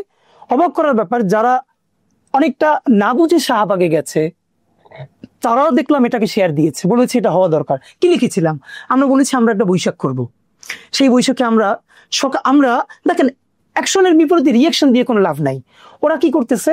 পান্তা ইলিশ। এর বিপরীতে অনেকে এবার বললো চারুকলায় গরু খাবে। আমি বললাম এটা কোনো কাজের জিনিস না। তাহলে কি তখন আমি বলেছি এই পোস্টের মধ্যে, আমি গ্যারান্টি দিয়ে বলছি আপনারা কেউ বলতে পারবেন না দায়িত্ব নিয়ে, বাংলাদেশে যেই আমলে ইলিশের কেজি ছিল 100 টাকা, সেই আমলেও বাংলাদেশের কোনো কৃষক, কোনো শ্রমিক সকালবেলা পান্তা ভাতে ইলিশ মাছ দিয়া ভাত খেয়ে তারপরে সে খেতে কাজ করতে যায় নাই। দেখেন আমাদের কালচারে সব থেকে ভালো মিলটা সবাই কখন খায়? দুপুরে। সেই দুপুরের পরে যদি আর এক টুকরো মাছ থাকে রাতে, তাহলে আমাদের আপামর জনসাধারণ যারা সকালবেলা কৃষি কাজ করতে যায়, রিক্সা চালাতে চায়, ভ্যান চালাতে চায়, তারা কি খেয়ে যায়? ওই যে রাতের রেখে যাওয়া পান্তা ভাত, সেটার সাথে কখনো আলু ভর্তা, কখনো 2টো মরিচ বা পেঁয়াজ মরিচ, এবং যদি কারো একটু বেশি সামর্থ্য থাকে সে একটা ডিম ভাজি খায়। তো কে আপনার এই অধিকার দিল? দেখেন, আপনি গুলশানের বাসিন্দা, আপনি শাহবাগ বা ধানমন্ডির বাসিন্দা, আপনি চাইলে প্রতিদিন সকালে কাচ্চি খায়, ধরেন পুরান ঢাকার মানুষ, সে তো প্রতিদিন সকালে কাচ্চি খাবে, তৈরি খায়, মানে সকালটাই শুরু করে খাচ্ছে। এর মানে কি এটা সারা বাংলাদেশের সংস্কৃতি না? এটা পুরান ঢাকার সংস্কৃতি। আমরা বলতে চেয়েছি সকালবেলা গরুও চলবে না, ইলিশও চলবে না, কারণ আমরা কোনোদিন কোনো আপামর জনসাধারণকে দেখি নাই। দেখেন আমরা এখানে 5-10 জন লোক আছে এই স্টুডিওতে, আপনি আমি একরকম আর 8 জন একরকম। এই রুমের জাতীয় সংস্কৃতি কোনটা? 2 জনের নাকি 8 জনের? 8 জনেরটা। তো এই গুলশান আর বাড়িধারার সংস্কৃতি তো জাতীয় সংস্কৃতি না। আমার গ্রাম, হাজার হাজার গ্রাম, সেই বাসিন্দা, বাংলাদেশ মানে তো আসলে ঢাকা না। এক্স্যাক্টলি, বাংলাদেশ মানে হচ্ছে যেটাকে আমরা বলি আবহমান বাংলা। ফলে আবহমান বাংলায় যে সংস্কৃতিটা চর্চিত হয়ে আসছে 1000 বছর না হোক কাছাকাছি সময় পর্যন্ত, সেটাই তো আসলে বাংলাদেশের সংস্কৃতি। এই জন্যই আমরা বলেছি আমরা যেটা করব, আমরা সকালে শাহবাগে আমরা পান্তা ভাত রাখবো, এবং এই পান্তা ভাতটা সকালে গরম ভাত রান্না করে তার মধ্যে পানি দিয়ে পান্তা ভাত বানানো না, এই আর্টিফিশিয়াল জিনিস না। আমরা রাতেই রান্না করব, পানি দিব, এবং আমরা আলু ভর্তা নিয়ে আসবো, প্রচুর মরিচ নিয়ে আসবো আর পেঁয়াজ নিয়ে আসবো। সবাই এসে যার যার ইচ্ছে সকালে এই যে পান্তা ভাত, কাঁচা মরিচ অথবা মরিচ ভর্তা, আলু ভর্তা দিয়ে খাবে। এইটা করে আমরা একটা ছোট্ট, আমরা প্রথমত অন্তত একটা বৈশাখী মেলা করতে চাই, এবং এটা শাহবাগ থেকে শুরু হবে। সেই মেলায় আমরা একদম আবহমান বাংলার সংস্কৃতি যত কিছু আছে, আমাদের ঢেকি, আমাদের কুলা, আমাদের পালকি, এই সকল কিছু থাকবে। আমাদের বাচ্চারা যেন দেখে দেখে চেনে কোনটা ঢেকি, কোনটা কোন জিনিস। আমাদের বাতাসা থাকবে, নকুলদানা থাকবে, মিষ্টি থাকবে, জিলেপি থাকবে, আমাদের তাঁতের শাড়ি থাকবে, গামছা থাকবে, ঝকমকে লুঙ্গি থাকবে, আমাদের ওই যে কৃষকদের যে মাথার মাথাল, সেই মাথাল থাকবে। এরপরে আমরা একটা আনন্দ র্যালি করব বৈশাখের। সেই আনন্দ র্যালির সামনে কোনো অসুর থাকবে না, কোনো ঘৃণা ছড়ানোর কিছু থাকবে না। সেটার সামনে কি থাকবে? আবহমান বাংলার সব থেকে দুর্দান্ত সংস্কৃতি, আমাদের গরুর গাড়ি। সবার সামনে থাকবে গরুর গাড়ি, তারপরে আমাদের একটা পালকি থাকবে, তারপরে হয়তো একটা ঢেকি থাকবে, আমাদের বাচ্চাদের হাতে কি থাকবে? একটা করে কাস্তে। এই আমরা তো সবাই কৃষকের সন্তান, আজ হোক আর 2টা জেনারেশন আগের হোক। এই কাস্তে দিয়ে সে ধান কাটে, তার হাতে কাস্তে থাকবে, তার হাতে কারো মাথায় মাথাল থাকবে। তো আমরা চাই আমাদের শিশুরা কাস্তে হাতে, কোদাল হাতে, মাথায় মাথাল দিয়ে সুন্দর করে গামছা ঝুলিয়ে ওরা হাঁটবে, সামনে পালকি থাকবে, সামনে গরুর গাড়ি থাকবে, এবং সেই আনন্দ র্যালিটি আমরা করতে চাই। এটা বাংলাদেশে আমরা ফিরে আনতে চাই, এবং ওই শুধু পোস্ট দেখে মানুষ আমাদেরকে প্রচুর ভালোবাসা দিয়েছে। খুব ভালো। আমরা একটু অন্য প্রসঙ্গে যেতে চাই। বাংলাদেশে আমরা এখন দেখছি বিশেষত ধর্ম অবমাননা ইস্যুগুলো একের পর এক, আমরা কয়েকটা ইস্যু একের পর এক হতে দেখলাম। এ নিয়ে দেখলাম যে সেকুলার সোসাইটি এবং যারা তৌহিদি জনতা বা ইসলাম পন্থার পক্ষের লোকজন, তাদের মধ্যে একটা পাল্টাপাল্টি অবস্থা। এবং একটু যদি সূক্ষ্মভাবে বিশ্লেষণ করলে অনেকেই বলে থাকেন যে আসলে এই জিনিসগুলো খুব সহজ ভাবে স্বাভাবিকভাবে হয়েছে না, বরং এটার পিছনে কোনো মাস্টার মাইন্ড আছে যারা নাকি আসলে এই সময় নতুন স্থিতিশীল পরিবেশকে অস্থিতিশীল করার জন্য পরিকল্পিতভাবে এই ইস্যুগুলো একের পর এক নিয়ে আসছে। আপনার বিশ্লেষণটা কি আসলে? দেখুন, আমি খুবই সহজ একটা লেন্স দিয়ে বুঝতে চাই। জুলাই বাংলাদেশের মানুষকে একটা জিনিস শিখিয়েছে, আর সেটা হলো আপনি পলিটিক্যাল সায়েন্সের স্টুডেন্ট হয়ে অনেক পেপার টেপার পড়ে, মানে একাডেমিক পেপার, সভা সিম্পোজিয়াম করে যা বুঝবেন, বাংলাদেশের এই যে রাস্তার আমজনতা এই কনক্লুশন অনেক আগে এমনিতেই বুঝে ফেলতে পারে। এটার একটা বড় কারণ হলো, দেখেন, যেই প্রোগ্রাম করুক, যে করুক, সে ডানপন্থী করুক বামপন্থী করুক, আমাদের এটা ভালো না খারাপের বিচারের একটাই মাপকাঠি, এইটা কি নতুন বাংলাদেশ বিনির্মাণের পক্ষে যায় না বিপক্ষে যায়? যেই স্থিতিশীল, যেই ইনসাফের বাংলাদেশ গড়তে চাই, এটা কি তার সহায়ক নাকি তার জন্য ডিস্টার্বিং?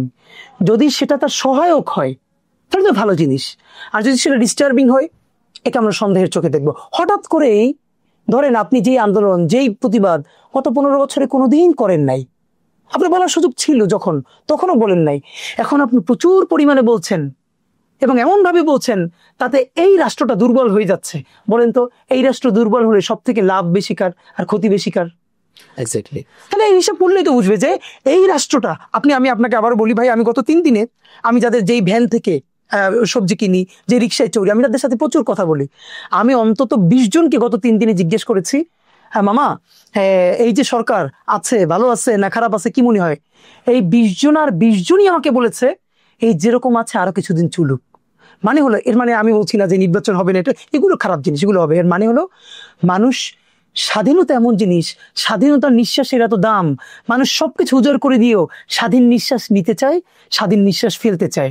তো যেই কার্যক্রমে, সেটা ডানপন্থীদের হোক, সেটা ইসলামিস্টদের হোক, সেটা বামপন্থীদের হোক, এই নিঃশ্বাস বাধাগ্রস্ত হয়, আমি তাকে সন্দেহের চোখে দেখবো।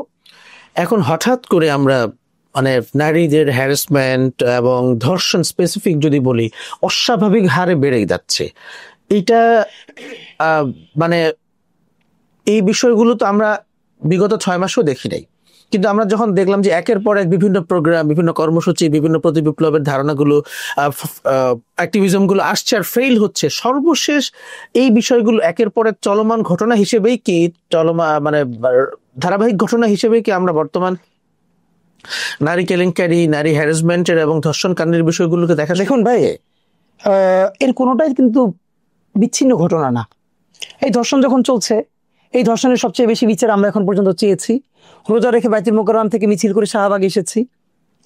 তো এরপরেও বলি, আপনাকে মনে করিয়ে দিতে চাই, সম্ভবত 1990-এর দিকে আওয়ামী লীগ এইরকমই ধর্ষণের একটা প্রজেক্ট নিয়ে এসেছিল, এটা অনেকে জানে না। সেটা হলো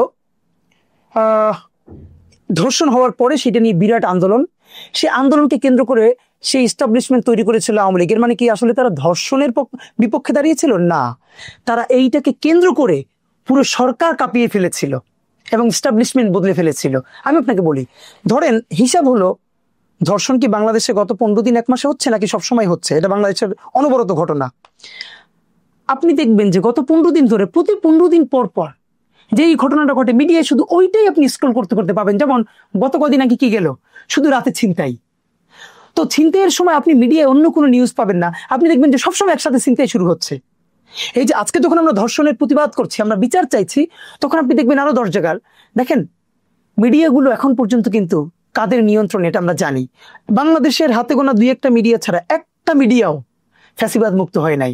এখানে বর্তমান যারা ক্ষমতায় এসছে বা সামনে আসবে, তারা ওখানে একটা কমিশন নিয়ে সব এস্টাবলিশমেন্ট রেখে দিয়েছে। সুতরাং এক একটা ঘটনা যখন ঘটে যায়, সবাই মিলে সংঘবদ্ধভাবে সেটার উপরে সিন্ডিকেট নিউজ করা, জনগণকে খেপিয়ে তোলা। কার বিরুদ্ধে? এই ধরেন, এই সরকারকে সবচেয়ে বেশি বকাঝকা করে কারা? আমরা করি, গালিগালাজ করি। কিন্তু এরপর আমরা বলি এই সরকারের যেটা ভালো কাজ, সেটা আপনাকে তো অ্যাপ্রিসিয়েট করতে হবে। একটা মিডিয়া আজ পর্যন্ত নিউজ করেছে গত 2 বছরের মধ্যে এই ফেব্রুয়ারি মাসে সব থেকে মুদ্রাস্ফীতি কম? একটা মিডিয়াও কি নিউজ করেছে যে গত 5 বছরের রোজার মধ্যে এই প্রথম রোজা, যেটা মানুষ কিনতে গিয়ে শান্তি পাচ্ছে, জিনিসপত্রের দাম সবচেয়ে কম, রেকর্ড পরিমাণ কম, রেকর্ড পরিমাণ কম না? দেখেন তো একটা ভিডিওকে সেটার উপর কোনো হাতে কোনো 2-1টা ছাড়া নিউজ আছে কিনা? নাই তো। এর মানে আপনি যখন আমরা দেখলাম এই প্রসঙ্গে বিএনপিও একটা এমন বিবৃতি দিয়েছিল, তারা আবার প্রত্যাহার করে নিতে ক্ষমা চাই। মানে আমি অবাক হই যে বিএনপির মতো দলের এই যে বিবৃতিগুলো, এটা আসলে এখন কারা লেখে? এবং বিএনপির যে মিডিয়া, একটা বড় প্রশ্ন এসে যায় যে অনেকে বলে, খুব সফটলি বলে যে হাসিনাকে মানুষজন, মানে তার দলের লোকজন, আশপাশের লোকজন সত্য থেকে দূরে রেখেছে, তাকে সবসময় ভুল এবং কাগজের সত্য জরিপ দিয়ে তাকে বাংলাদেশ পলিটিক্স বোঝাতো। তো বিএনপির যে ইদানিংকালের কর্মকাণ্ড আমরা যদি দেখি, কয়েকবার তারা ক্ষমা চেয়েছে এই ইস্যুতে, দাম ইস্যুতে, তার আগের কয়েকটা যে বোমা কাণ্ডে। তো এগুলো ক্ষমতায় যাওয়ার আগে এবং নতুন বাংলাদেশের প্রেক্ষাপটে পরপর সিরিজ কয়েকটা ক্ষমার মধ্যে, মানে ক্ষমা চাওয়ার ঘটনা, বিএনপির কি আসলে গ্রাউন্ড সম্পর্কে না জানা এবং বিএনপির আসলে পাবলিককে বুঝতে না পারা, বুঝতে না পারা নিয়ে যাচ্ছে। বিএনপিকে ভালোবেসেই বলি, এই কারণে ভালোবাসি কারণ আমি বিএনপির কর্মী না হয়েও গত 5 বছরে বিএনপির যত বড় প্রোগ্রাম, যত সমাবেশ, আমি শুধু নিজে না, আমার ঘরের নারীদেরকে পর্যন্ত নিয়ে আমি হাজির হয়েছি।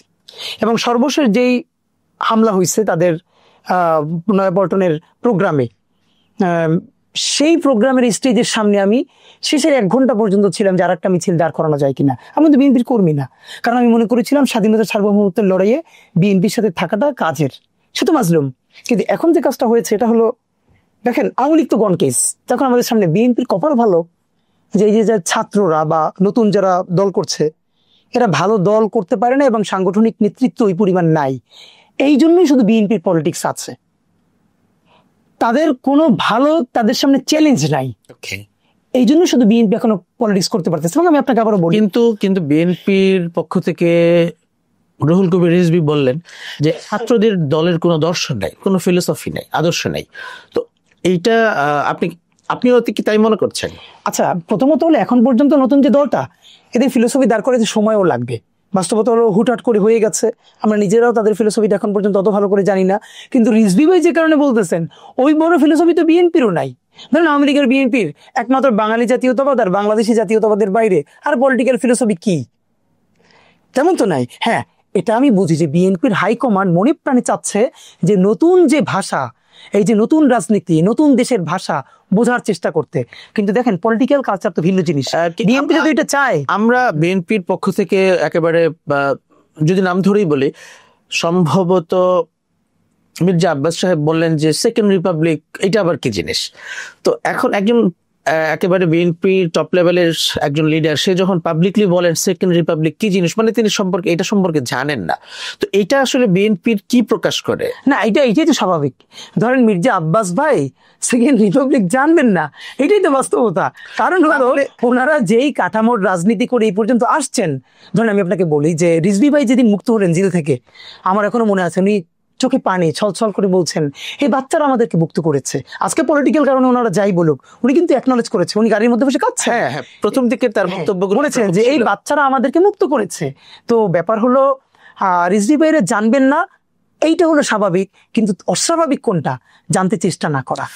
এখন একটা ব্যাপার আছে যে আসলে ছাত্ররা যেটাকে তাদের ম্যানিফেস্টো বলছে, আবার ঠিক এই মুহূর্তে যদি আমরা অপোনেন্ট নাও ধরি, সবচেয়ে বড় রাজনৈতিক দলটা এটার ভাষাটাই আত্মস্থ করতে পারছে না বা তাদের বোধগম্যতার মধ্যে আসছে না। তাহলে তো ভাষাগতভাবে, দার্শনিকভাবে তো দুইটা দলকে আমরা দেখছি এমন জায়গায় যে আসলে ভাষাগতভাবে একটা দল আরেকটা দলকে বুঝতে পারছে না।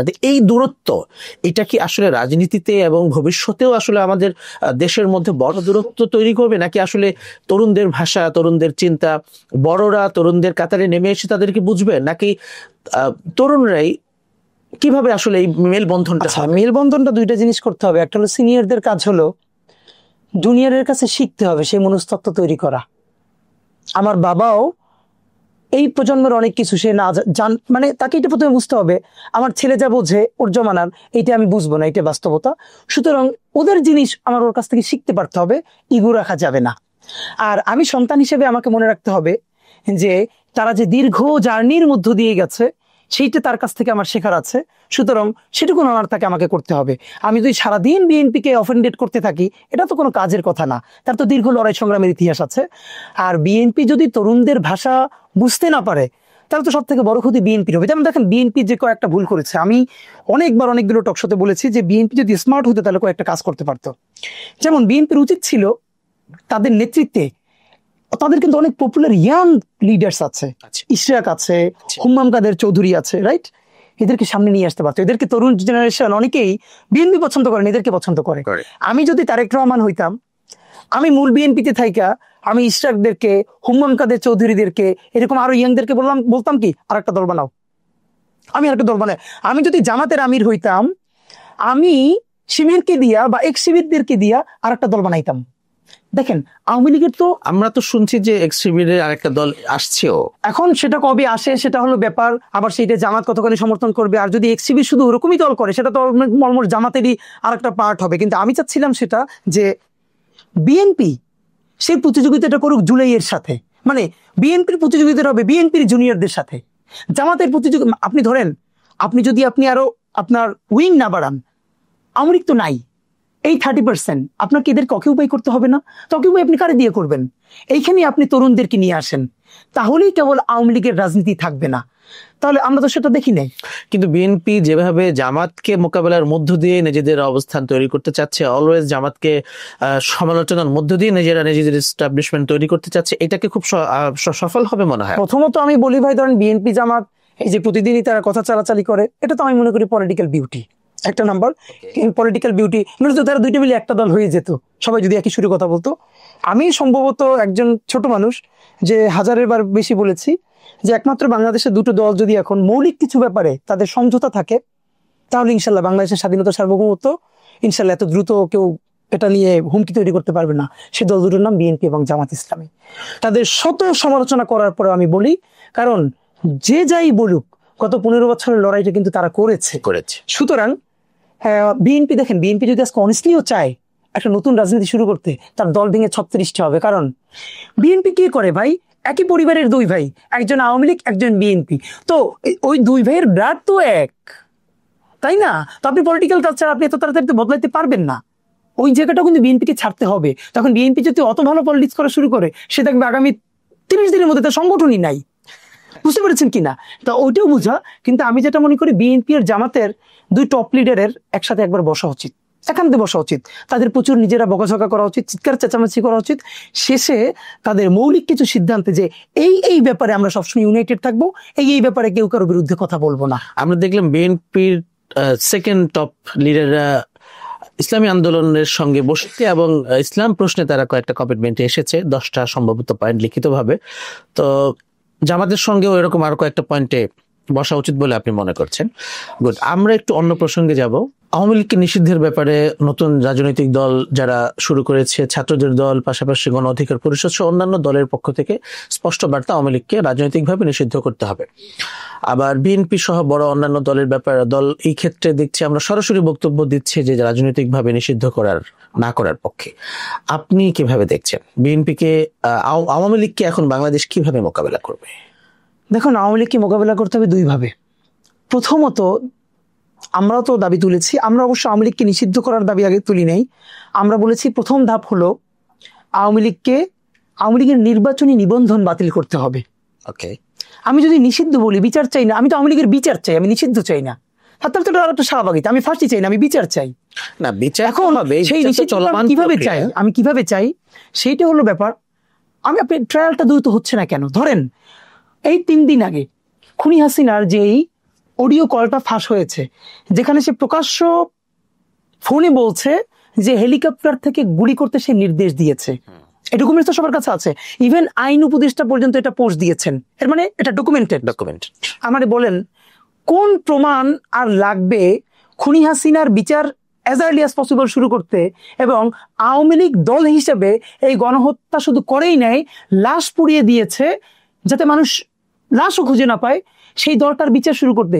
সেই দলটা শুধু বিচার করলে, নিষিদ্ধ করলে হয় না, আপনি এটাকে সামাজিকভাবে এমন পর্যায়ে নিয়ে যেতে হবে যেটা জার্মানিতে নাৎসিদের সাথে হয়েছে। আপনি জানেন যে নাৎসিদের এমন ভয়াবহ অবস্থা জার্মানিতে হয়েছে যে নাৎসিদের নাম শুনলে মানুষ থুতু ফেলে। তো বাংলাদেশে তো আওয়ামী লীগের সেটাই হওয়ার কথা ছিল। কিন্তু আফসোস বলি, আওয়ামী নিষিদ্ধকরণ এটা বাংলাদেশের এখন একটা পপুলার পলিটিক্যাল স্ট্যান্স হয়ে দাঁড়িয়েছে। কিরকম? ধরেন আমাদের যে নতুন রাজনৈতিক দল হয়েছে আমাদের ছাত্রদের, তো এরাও তো বলছে আওয়ামী লীগ নিষিদ্ধকরণ। আসেন আপনাকে কয়েকটা প্রশ্ন করি। আওয়ামী লীগ নিষিদ্ধ করা হচ্ছে না, ঠিক এই আর্গুমেন্টে তাহলে সেই দুইজন উপদেষ্টা, ছাত্র উপদেষ্টা পদত্যাগ করুক, যে আওয়ামী লীগকে কেন নিষিদ্ধ করেন, আমরা পদত্যাগ করলাম, মানে আমি সরকারেও থাকবো, আবার সমালোচনাও করব। আপনি তো একটা মধু নিতে হবে ভাই। আপনি হয়তো সরকারি থেকে দায় নেন, নিষিদ্ধ করতে পারছি না, অথবা আপনি বিরোধী দলের থেকে বলেন আমরা নিষিদ্ধ করতে বলি তাই ক্ষমতা ছেড়ে দিলাম, আপনি ক্ষমতায়ও থাকবেন। আপনি বলেন আমরা পারছি না, ব্যর্থতা হলাম, এখন এসে আন্দোলন করব, নাম্বার 1। 2 নম্বর হলো দেখেন, মানে আইন করে নিষিদ্ধ তো করা হবেই এবং করা দরকারই, তার থেকেও যেটা গুরুত্বপূর্ণ, আওয়ামী লীগের অন্তত বাংলাদেশে 30% ভোট আছে, পুরো বাংলাদেশের ভোটের ছিল ছিল মানে ছিল। তো এখন এই 30%-এর ধরেন এরা তো 5% হতে পারে যারা এম্পাওয়ার ছিল, খুন করেছে, গুম করেছে, বাকি 25% কিন্তু কালচারালি আওয়ামী লীগ, কালচারালি। তো যতক্ষণ না পর্যন্ত আমরা এই 25% মানুষকে মননে মগজে ধোলাই দিয়ে সে আওয়ামী লীগ করেছে যেন সে তওবা করবে, চাপে না, প্রেসারে না, এই গণহত্যার ছবি দেখে এরপর সে নতুন রাষ্ট্র নির্মাণে অংশ নিবে, মানে আওয়ামী লীগ থেকে আওয়ামী লীগকে দূর করে ফেলা, ধুয়ে মুছে, ততক্ষণ পর্যন্ত আপনি আওয়ামী লীগকে অফিসিয়ালি নিষিদ্ধ করলেও আপনি আওয়ামী ফ্যাসিবাদ মুক্ত বাংলাদেশ করতে পারবেন না। এখন আমার কথা হলো এই কেসটা করবে কে? এই কেসটা করবার জন্য আমাদের 1000টা ইনকিলাব মঞ্চ দরকার ছিল, অথচ জুলাই কেন্দ্রিক যতগুলো সংগঠন হলো, দেখেন কেউ কেউ দলে গেল, কেউ কেউ এমপি মন্ত্রী হওয়ার জন্য যে যে কম্প্রোমাইজ করলো। এখন দুনিয়ার সমস্ত দায় আমরা এত ছোট ক্যাপাসিটি নিয়ে আমরা দাঁড়িয়ে আছি, অথচ আপনি সাংস্কৃতিক সেই লড়াইটা না করলে আপনি আওয়ামী লীগের বিরুদ্ধে কি নিয়ে যুদ্ধ করবেন? এখন যে প্রশ্নটা অনেক পরে আমরা করছি, কিন্তু আগে আমি ভেবেছিলাম যে ইনকিলাব মঞ্চ করার কিছুদিন পরে আমরা দেখলাম আপনি জাতীয় নাগরিক কমিটিতে যুক্ত হয়েছিলেন, এবং নাগরিক কমিটির সদস্যরা যখন রাজনৈতিক দল ঘোষণা করলেন সেখানে আপনাকে আমরা দেখলাম না, আরো অনেকেই ছিলেন। তো আপনি নাগরিক কমিটিতে থাকলেন না কেন?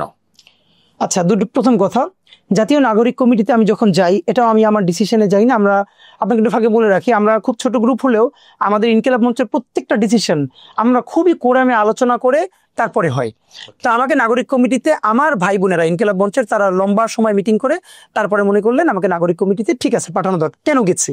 কারণ তখন জুলাইয়ের প্রয়োজনে একটা বৃহত্তর ঐক্যের ডাক তারা দিয়েছিল, যে ভাই জুলাইয়ের যতগুলো শক্তি আছে সবার একটা প্ল্যাটফর্মে আসা উচিত। আমরা যদি না আসি এবং ভালো কিছু করতে না পারি তাহলে ইতিহাসের দায় কিন্তু আমাদের থেকে যাবে, যে তোমাকে ডাক দেওয়া হয়েছিল, তুমি আসো না, এই জন্য আমরা ব্যর্থ হয়েছি। তো আমরা মনে করলাম যে ইতিহাসের দায় যাতে না থাকে, সুতরাং নাগরিক কমিটিতে জয়েন করা উচিত। সেই কারণে নাগরিক কমিটিতে আমি ইনকিলাব মঞ্চের পক্ষ থেকে গেছি। হ্যাঁ, এই যে আমি মাঝখানে যখন দল হয়ে গেল রাজনৈতিক ভাবে, তখন আপনাকে আমরা পেলাম না, দেখলাম না। এখানে দুইটা ব্যাপার আমি খুবই খোলামেলা ভাবে বলি। রাজনৈতিক অভিপ্রায় নিয়েই তো নাগরিক কমিটিতে আমি গিয়েছিলাম। এরপরে যখন রাজনৈতিক দল ঘোষণা হলো, আমি আবার আমাদের ইনকিলাব মঞ্চ আমরা বারবার আলোচনা করলাম, অনেক পরামর্শ করে আমাদের ভাই বোনেরা সিদ্ধান্ত নিল যে বর্তমান প্রেক্ষাপটে দলে যাওয়া যাবে না। এর কয়েকটা কারণ আমি আপনাকে আজকে খোলামেলা বলতে আসলে দ্বিধা নাই। প্রথমত হলো, নাগরিক কমিটির মধ্যে আমি যেটা খুব করে চাচ্ছিলাম একটা গণতান্ত্রিক প্রক্রিয়া, ব্যক্তি না, একটা কাঠামো দাঁড় করানো, একটা প্রসেস দাঁড় করানো। এবং অদ্ভুতভাবে দেখলাম আমি সহ আরো যারাই এই প্রক্রিয়াটা নিয়ে কথা বলে, ব্যক্তি না, তারাই মানে বিরাগ ভাজন হচ্ছে। লম্বা মিটিং এ আমরা যখন কথা বলছি, আমরা বললাম আমাদের একটা গঠনতন্ত্র দরকার, ছোট্ট করে হোক, ব্যক্তি না, এটা একটা সিস্টেম ডেভেলপ করা দরকার। সিস্টেম ডেভেলপ করার কথা বললেই অনেকে কষ্ট পেয়ে যাচ্ছে, মন খারাপ করছে। আর একটা দ্বিতীয়ত ব্যাপার হলো, লম্বা মিটিং হচ্ছে কিন্তু মিটিং এর কোনো ডিসিশনই পরের দিন বাস্তবায়ন হচ্ছে না, সেটা মন্ত্রীপাড়া থেকে যে ডিসিশন হচ্ছে সেটা বাস্তবায়ন হচ্ছে। আমি অনেক পরে যেটা বুঝলাম সেটা হলো, আলটিমেটলি আমাদের তো একটা রক্তে আছে, সেটা হলো আমরা ভাই বেরাদার থেকে বের হতে পারি না। আমি সকল প্রকাশ্য মিটিং এ বলেছিলাম, দেখেন আমরা শাহবাগ থেকে কেবল বাংলা মোটর এসেছি, আমরা যদি এখনো আমাদের সেই ক্যাম্পাস ভিত্তিক পলিটিক্স, আমার বন্ধু আমার ভাই তাদের বাহিরে যে বড় জাম করতে না পারি, প্রত্যেক স্টেক হোল্ডারকে স্টেক দিতে না পারি, তাহলে বাংলা মোটর থেকে বেশি দূরে আমরা যেতে পারবো না। আমরা ইনকিলাব মঞ্চ থেকে দাবি করেছিলাম, এই প্রাইভেট বিশ্ববিদ্যালয়ের এত অবদান এই আন্দোলনকে বাঁচিয়ে রেখেছে প্রাইভেট বিশ্ববিদ্যালয়। ঢাকা বিশ্ববিদ্যালয়ের পতনের পর নাকি পাবলিক বিশ্ববিদ্যালয়গুলো আসলে সেভাবে পারছিল না, তখন তো প্রাইভেট বিশ্ববিদ্যালয় মাদ্রাসা, এবং সেই আন্দোলনে ব্র্যাক থেকে শুরু করে আমার বাসা রামপুরে হওয়ার কারণে শুরুর দিন থেকে আমি ছিলাম। তো আমি বলেছিলাম প্রতীকী অর্থেও প্রাইভেট বিশ্ববিদ্যালয় থেকে একজন উপদেষ্টা নাও। 80 জনের অধিক মাদ্রাসার ছাত্র শহীদ হয়ে গেছে, তাদের মধ্যে থেকে একজন স্টেক কেন নাই? একজন নাও। আমাদের নারীরা, আপনি ভাবেন কি অবদান এবার, মানে নারীরাই তো এবার একেবারে, এবং এই নারীরাই সামনে থাকার কারণে আপনি জানেন ডক্টর ইউনূসকে ওয়াশিংটনে প্রশ্ন করা হচ্ছে, আপনি কি মনে করছেন এই জুলাইয়ের পরে এখন সেইখানে উগ্রবাদ মাথাচাড়া দিয়ে উঠতে পারে? ডক্টর ইউনূস বললেন এটা কি করে সম্ভব, যেই আন্দোলন সফল হয়েছে নারীদের নেতৃত্বে সেখানে উগ্রবাদ দাঁড়াবে? আপনি ভাবেন আমাদের সেই নারীদের অবস্থান কোথায়। আমরা হাজারবার প্রোগ্রাম করে টিভি চ্যানেলে কনফারেন্স করে পর্যন্ত বলেছি যে অন্তত এই 3টি উপদেশটা তোমরা সিম্বলিক হলেও নাও, অর্নামেন্টাল হলেও নাও, নেওয়া তো হয় নাই। তো এখন আমি যেটা মূল কথা সেটা হচ্ছে যে এই ভাই ব্রাদার পার্টি, তো আমি যেটা দুইটা ফিল করছিলাম, একটা হলো এইখানে প্রপার গণতন্ত্র মানে ইন্ট্রা পার্টি দলের মধ্যে গণতন্ত্রের প্রক্রিয়াটা আমার কাছে স্বচ্ছ মনে হচ্ছিল না প্রথমত। দ্বিতীয়ত আমি যেটা দেখলাম যে দল করার কারণে তাদেরকেও অনেক জায়গায় আপোষ করতে হচ্ছে। আর থার্ডলি যেটা সব থেকে গুরুত্বপূর্ণ করাপশন। আমি যখন দেখলাম আমাদের ভাই বন্ধু যাদেরকে আমরা সামনে রেখে সামনে যাব, এদের ব্যাপারেও এলিগেশন আসছে, আমি প্রথমে বিশ্বাস করতে চাই নাই। পরে যখন কিছুটা অথেন্টিক সোর্স থেকে জানতে পারলাম, তখন আমার ভাই বন্ধুরা ইনকিলাব মঞ্চের ওরা বলল যে আমরা এত কষ্ট করে চলি, আপনি নিজেও বোঝেন, আমরা যদি আজকে কারো কাছে 2-4 পয়সা চাই আমরা কিন্তু পাই চাইলে, কিন্তু আমরা সেটা নেই না এই জায়গাটা ভালো রাখার জন্যে। তো আমরা এত কষ্ট করে মরে যাচ্ছি, কিন্তু অন্যের করাপশনের দায় আমি কেন নিব বলেন? তো দুইটা দায় আমরা নিলাম, যে একটা হলো না আমি দুর্নীতির ভাগ কারো নিব না, এক, আর হলো একটা গণতন্ত্র চর্চাটা। এবং মোস্ট ইম্পর্টেন্টলি যখন দেখলাম যে সবাই জুলাই ভুলে ক্ষমতায়নের দিকে যাচ্ছে, কাউকে না কাউকে তো জুলাই নিয়ে রাজপথে পড়ে থাকতে হবে। এবং বাংলাদেশের মানুষ মনে করছিল তখন আমাদেরকে যারা ভালোবাসে, ইনকিলাব মঞ্চ হলো এখন পর্যন্ত সেই একটা জায়গা যেটা জুলাই নিয়ে পড়ে আছে। সুতরাং ওই সব নিয়ে দলে না চাও। খুব ভালো। সেক্ষেত্রে এই নতুন দলের ব্যাপারে আপনার কাছ থেকে যা শুনলাম বা যে আলোচনা হচ্ছে তার প্রেক্ষিতে নতুন দলের সম্ভাবনা, তারা যেটা বলছেন নতুন বন্দোবস্ত এবং তার জন্য প্রস্তুতা, তার জন্য স্বৈরাচারী মনোভাবের থেকে বের হয়ে এসে নতুন গণতান্ত্রিক চর্চার যে কথা, সেটা আসলে প্র্যাকটিক্যালি আপনার এবং অন্যান্যদের আলাপ থেকে আমরা দেখছি সেই দলের মধ্যে কম। এবং আমরা দেখেছি আরো কয়েকজন তারাও খুব লিখিতভাবে স্পষ্ট ঘটনা উল্লেখ করে এখান থেকে বের হয়ে গেছেন বা এই দলের সমালোচনা করছেন। ফলে সামগ্রিক বিষয়গুলো বিবেচনায় আনার পরে এই দলের ব্যাপারে কতটা আশাবাদী হওয়ার সুযোগ আছে? আমরা আশাবাদী হতে চাই, কারণ জুলাই কেন্দ্রিক নতুন যদি ভালো রাজনৈতিক দল না হয় তাহলে জুলাই টিকবে না, যে যত কথা বলুক। আমরা চাই ভালো রাজনৈতিক দলের যে ডেফিনেশন, তার যে বৈশিষ্ট্য, সেইটা কি দলের মধ্যে আছে বা আসতে পারে? এখনই আমি কমেন্ট করতে চাই না, আমি খুব প্রত্যাশা করি যে ওই গ্রুমিং এর মধ্য দিয়ে তারা দলের মধ্যে গণতন্ত্রের চর্চা করুক, ভাই ব্রাদার বন্ধু বন্ধ করে যার যতটুকুন প্রাপ্য হিস্সা যোগ্যতার নিরিখে সেটা করে দিক। তবে আমি যেটা আপনাকে চ্যালেঞ্জ বলি, দলের জন্য যেটা চ্যালেঞ্জ হবে, সত্যি কথা বলতে এটা তো একটা ধরেন শহুরের শ্রেণীর আমাদের ভাই বন্ধুদের একটা এখন পর্যন্ত দল। এই দল তো ইউনিয়নে, ওয়ার্ডে, উপজেলায়, জেলায় নিয়ে যেতে হলে যেই সাংগঠনিক কাঠামো লাগবে, এখানে আওয়ামী লীগের পুনর্বাসন ছাড়া এই দল দাঁড়াবে না। তাই? হ্যাঁ, কারণ হলো ধরেন আমি আপনাকে খুবই অজনপ্রিয় একটা প্রশ্ন বলি, আমাকে এই জন্য অনেকে গালিগালাজ করবে। বিএনপিকে তো আমরা প্রতিদিন বলি যে চাঁদাবাজি করছে, এটা নিয়ে তো নতুন কিছু করে নাই, বিএনপি এর জন্য তার শত শত নেতাকর্মীকে চেক করেছে। হ্যাঁ, তো এখন চাঁদাই যদি খাও নতুন নয়া বন্দোবস্তের নাম দিয়ে, তাহলে আমি সিনিয়র খানেওয়ালাকে দিব, তোমারে দিব কেন? যদি কেউ প্রশ্ন করে এই যে মানিক মিয়া এভিনিউতে তোমরা এত বড় প্রোগ্রাম করলা, কোটি কোটি টাকা খরচ, এই টাকা তোমাকে কে দিয়েছে? আমরা যে প্রোক্লেমেশন অফ জুলাই শহীদ মিনারে সারা বাংলাদেশ থেকে, জেলা থেকে, উপজেলা থেকে বাস আসলো, কোটি কোটি টাকা খরচ হলো, এই টাকা তোমাকে কে দিয়েছে? এখন বিএনপিও তো এই প্রশ্ন বারবার করছে। তো এখন আমি এটা বলতে পারবো কি যে বিএনপি কে কে দেয়? তো বিএনপি কে কে দেয় এটা আসলে খুব গুরুত্বপূর্ণ প্রশ্ন না, কারণ বিএনপি কে কে দেয় বিএনপি এই সঠিক উত্তর দিতে পারে না বলেই মানুষ বিএনপি কে পছন্দ করে না, বিএনপি কে চায় না। কি চায়? নতুন দলের কাছে তো এটা চায় যে তাদেরকে কে দেয়।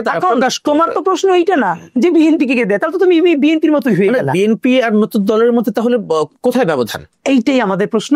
তো যদিও নাহিদ ইসলাম একটা বলেছেন যে আমাদেরকে ধনীরা টাকা পয়সা দেয়, তো আমি চাই দুইটা ব্যাপার, সেটা হলো এই আর্থিক স্বচ্ছতা। তবে হ্যাঁ, দল করতে টাকা লাগবে, আর একটা ব্যাপার হলো যে লোক লাগবে। যে বিএনপি সে তো আর নতুন দলে জানাপে আসবে না, তাই না? যে জামাত করে সেও তো আসবে না, তাহলে এখানে আসবে কারা? ওই যে আওয়ামী লীগের ওই গ্রুপটা, তাদেরকে আসতে হবে। এখন মুশকিলটা হয়ে গেল, আওয়ামী লীগ পুনর্বাসনটা বিএনপি করলে মুশকিল, জামাত করলেও মুশকিল, আমরা গালিগালাজ করি। কিন্তু এই দলও চ্যালেঞ্জ দায়িত্ব নিয়ে বলি, মোটামুটি আওয়ামী পুনর্বাসন ছাড়া সে তৃণমূলে যাইতে পারবে না। কারণ বিএনপি যে সে তো এই দল করবে না এবং ওই দল হইতেও দিবে না, এলাকায় জামাতও করবেও না, হইতেও দিবে না, তাহলে ওখানে আর তার লোক আছে কি? আচ্ছা, আওয়ামী লীগের সেই লোকেরা। বিএনপি কি পুনর্বাসন করার জন্য যে পরিমাণ সক্ষমতা সামগ্রিক অর্থে দরকার, এই দলের কি সেটা আছে? এখন পর্যন্ত কতটুকু আছে এটা আমরা আসলে সামনে বুঝতে পারবো, কিন্তু যেটা ভালো হইতো এটা দেখতে নিয়ে বলি, এই দলটা এরকম হওয়ার কথা ছিল না। এবং আমি যে নাগরিক কমিটিতে গিয়েছিলাম তখন যেটা জেনে গিয়েছিলাম ওইটা হয় নাই বলেই আরো একটা কারণ এই দলে যোগ না দেওয়ার আপাতত, সেটা হলো আমরা মনে করেছিলাম বিএনপির বিপরীতে আওয়ামী লীগ তো নাই, এই ভ্যাকুয়ামটা পূরণ করার জন্য একটা বড় দল, একটা বিরাট পার্টি হওয়া দরকার, যেটা এই আওয়ামী লীগের ভ্যাকান্সি পূরণ করে দিবে এবং বিএনপির বিপরীতে আর একটা বড় দল হবে। সেই দলে যোগ দেওয়ার কথা ছিল এই জুলাই যোদ্ধারা, সাথে কথা চলছিল নুরুল হক নূর ভাই, এমনকি এবি পার্টিরও কিছু ভাইয়েরা, অনেক বড় অনেক বাংলাদেশের রাজনৈতিক দল যাদের বিভিন্ন নেতৃবৃন্দ এই দলে আসতে চেয়েছিলেন। এবং আমি আপনাকে দায়িত্ব নিয়ে বলতে পারি, নুরুল হক নূর নিজে আসতে চেয়েছেন, তিনি বলেছেন যে আমাকে সাধারণ সদস্য করলেও হবে। আচ্ছা, এখন তো আমরা দেখছি দুই দলের অবস্থান একেবারেই দাগুমরা সম্পর্ক। হ্যাঁ, এখন আমরা চাচ্ছিলাম কি, ধরেন এই যে ছোট ছোট অনেকগুলো দল কিন্তু জুলাই অবদান আছে, এই সবাই মিলে যদি একটা ফোর্স হতো, একটা যদি কোয়ালিশন করা যেত, তাহলে আপনি ভাবেন একটা বিরাট রাজনৈতিক শক্তি হতো না? এবং সেই শক্তিটাই পারতো আওয়ামী লীগের এই শূন্যতা পূরণ করতে। তো এখন কি হলো? এখন আপনি খারিজ করতে করতে কাউকে বলছেন এক্স শিবির, কাউকে বলছেন ওইটা, কাউকে বলছেন পরিষদ, কাউকে বলছেন কওমি, করে করে করে করে জাস্ট আপনার বিশ্ববিদ্যালয়ের সাথী বন্ধুদেরকে নিয়েই আপনি মোটামুটি পার্টি করলেন। এটা কি বড় পার্টি হতে পারবে? তার মানে বাংলাদেশে যে নতুন বন্দোবস্তের, রাজনৈতিকভাবে যে নতুন বন্দোবস্তের কথা আমরা শুনছিলাম, সেই ব্যাপারে আশাবাদী হওয়ার বিষয়ে আপনি এখনো? আমি আসলে তো আশাবাদী হওয়া উচিত, কিন্তু এখন পর্যন্ত খুব ভালো কিছু দেখতে পাচ্ছি না। এর বড় কারণ হলো আমি দোয়া করি আমাদের ভাই বোনদের করাপশন সামনে না আসুক, তারা করাপ্টেড না হোক। কিন্তু যদি ধরেন ইতিমধ্যে আজকে দেখলাম জানাপের যুগ্ম সদস্য সচিব, ওনার নাম তানভীর সম্ভবত, আরেকজন দরবেশ বাবার মতো চেহারা, 400 কোটি টাকার লেনদেন, 400 কোটি টাকা তিনি লেনদেন করেছেন। তো আমরা দেখলাম তাকে কয়েকজন মাহফুজের খুব ঘনিষ্ঠ বলে মিডিয়া প্রচার করছে। এখন আমি এটা দেখতে চাই যে তাদের দুটো কথা বলি। আমাদের এই দলেরই যে ছাত্র সংগঠন হয়েছে জাতীয় গণতান্ত্রিক ছাত্র শক্তি, 2 দিন আগের ঘটনা, ঢাকা বিশ্ববিদ্যালয়ের যুগ্ম আহ্বায়ক এই নতুন রাজনৈতিক বন্দোবস্তের আমাদের ভাইদের, তাকে গতকালকে স্যাক করা হয়েছে। কেন জানেন? কারণ সে ঢাকা বিশ্ববিদ্যালয়ে যে ওয়াইফাই ব্যবসা করে তাকে ডেকে 50,000 টাকা চাঁদা চেয়েছে। এবং এটা আবার রাশেদ ভাই পোস্ট করার পরে এটা প্রচুর শেয়ার হয়েছে এবং তারা বাধ্য হয়ে কি করেছে, তো আমি যদি চাঁদাই দেই তাহলে ছাত্র দলের সমস্যা কি, শিবিরের সমস্যা কি? মানে নতুন রাজনীতির নাম দিয়ে তোমরা যদি এটাই করো তাহলে এই একটা গেল। এখন যে 400 কোটি টাকা যেটা আসলো এই ভদ্রলোকের, এবং সে কিন্তু কেন্দ্রীয় যুগ্ম সদস্য সচিব, এবং এটা যদি প্রমাণিত হয় তাহলে আপনি ভাবেন নতুন রাজনৈতিক বন্দোবস্ত তো দূরের কথা, এটা কি পরিমাণ হুমকির মুখে পড়বে না? আমি আপনাকে ফাইনালি বলতে চাই, এই পার্টির সব থেকে বড় চ্যালেঞ্জ কি হবে, সেটা হলো করাপশন ফ্রি পার্টি করা। খুব চ্যালেঞ্জ। তারা যদি একটা, এবং আমি মনে করি বাংলাদেশে আরো জুলাই কেন্দ্রিক দল হওয়া উচিত। 2টা জিনিস সামনে রেখে যদি কেউ দল করতে পারে, সামনে এমপি হওয়াটা তার টার্গেট না, আগামী 10 বছর চোখ বন্ধ করে কামড় দিয়ে যদি মাটি কামড় দিয়ে পড়ে থাকতে পারে তাদের রাজনীতি দাঁড়াবে। প্রথমটা হলো এই আওয়ামী লীগের গণহত্যার বিরুদ্ধে তাকে আউট অ্যান্ড আউট বোল্ড থাকতে হবে, যিনি সিদ্ধ করতে হবে, বিচার করতে হবে। 2, শাপলা পিলখানা থেকে শুরু করে বাকি প্রত্যেকটা গণহত্যার বিচার তাকে প্রতিবার চাইতে হবে, সে কম্প্রোমাইজ করতে পারবে না। নাম্বার 3, দুর্নীতির বিরুদ্ধে জিহাদ ঘোষণা করতে হবে নিজের পর্যায়ে। যেমন কেউ যদি দল করে বলবে আমার কেন্দ্রীয় সদস্য এই 50 জনের সকলের ব্যাংক স্টেটমেন্ট মিডিয়ায় দিয়ে দিলাম, আমার অমুক অমুক সদস্যের স্টেটমেন্ট দিয়ে আমি দল শুরু করলাম। বাংলাদেশের নতুন কোন দল, তরুণরা, তারা যদি সংখ্যায় কম হয়, তারা যদি আওয়ামী বিরোধী অবস্থান, ভারত বিরোধী অবস্থান আর দুর্নীতির বিরুদ্ধে জিহাদ ঘোষণা করে দল শুরু করতে পারে, সামনে কয়টা আসন পাবে সেটা না, তবে 10 বছর পর তাদের রাজনীতি দাঁড়াবে। এবং আমি আপনাকে বলি, আমি যদি কখনো মূলধারার রাজনীতি করি, ইনশাল্লাহ সেই রাজনীতিটাই করবো। খুব ভালো, আমরা অবশ্যই প্রত্যাশা করব। শেষে কয়েকটা মৌলিক ছোট ছোট প্রশ্নের উত্তর নিয়ে আমরা আজকের আলোচনা, আজকের সাক্ষাৎকার শেষ করতে চাই। কবে নাগাদ আমরা দেখতে পারি যে ওসমান হাদি রাজনীতিতে আসছে? প্রথমত হলো আমি চাচ্ছি যে অন্তত 2025টা ইনকিলাব মঞ্চের এই লড়াইটা সারা বাংলাদেশে প্রত্যেকটা জেলায় কমিটি দেওয়া, বিশ্ববিদ্যালয় ইতিমধ্যে আমরা অনেক জায়গায় দিয়েছি, যাচ্ছি। তো 2025টা অন্তত চাচ্ছি যে ইনকিলাব মঞ্চেই লড়াইটা রাখা। ইতিমধ্যে আমাদের ভাই বন্ধুরা প্রস্তুত হচ্ছে।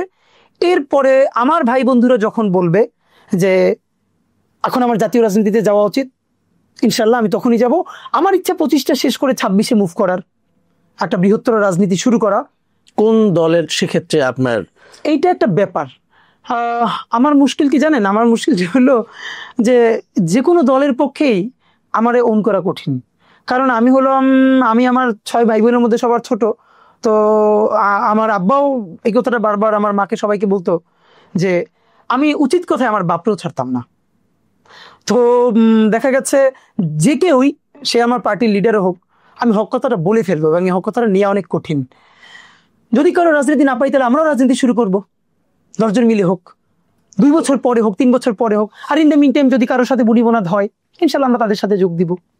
খুব ভালো। আমরা আজকে 36 নিউজের এই অনুষ্ঠানের পক্ষ থেকে আপনাকে বিশেষভাবে ধন্যবাদ আমাদেরকে সময় দেওয়ার জন্য, এবং আমরা আবার আপনার সঙ্গে বসবো।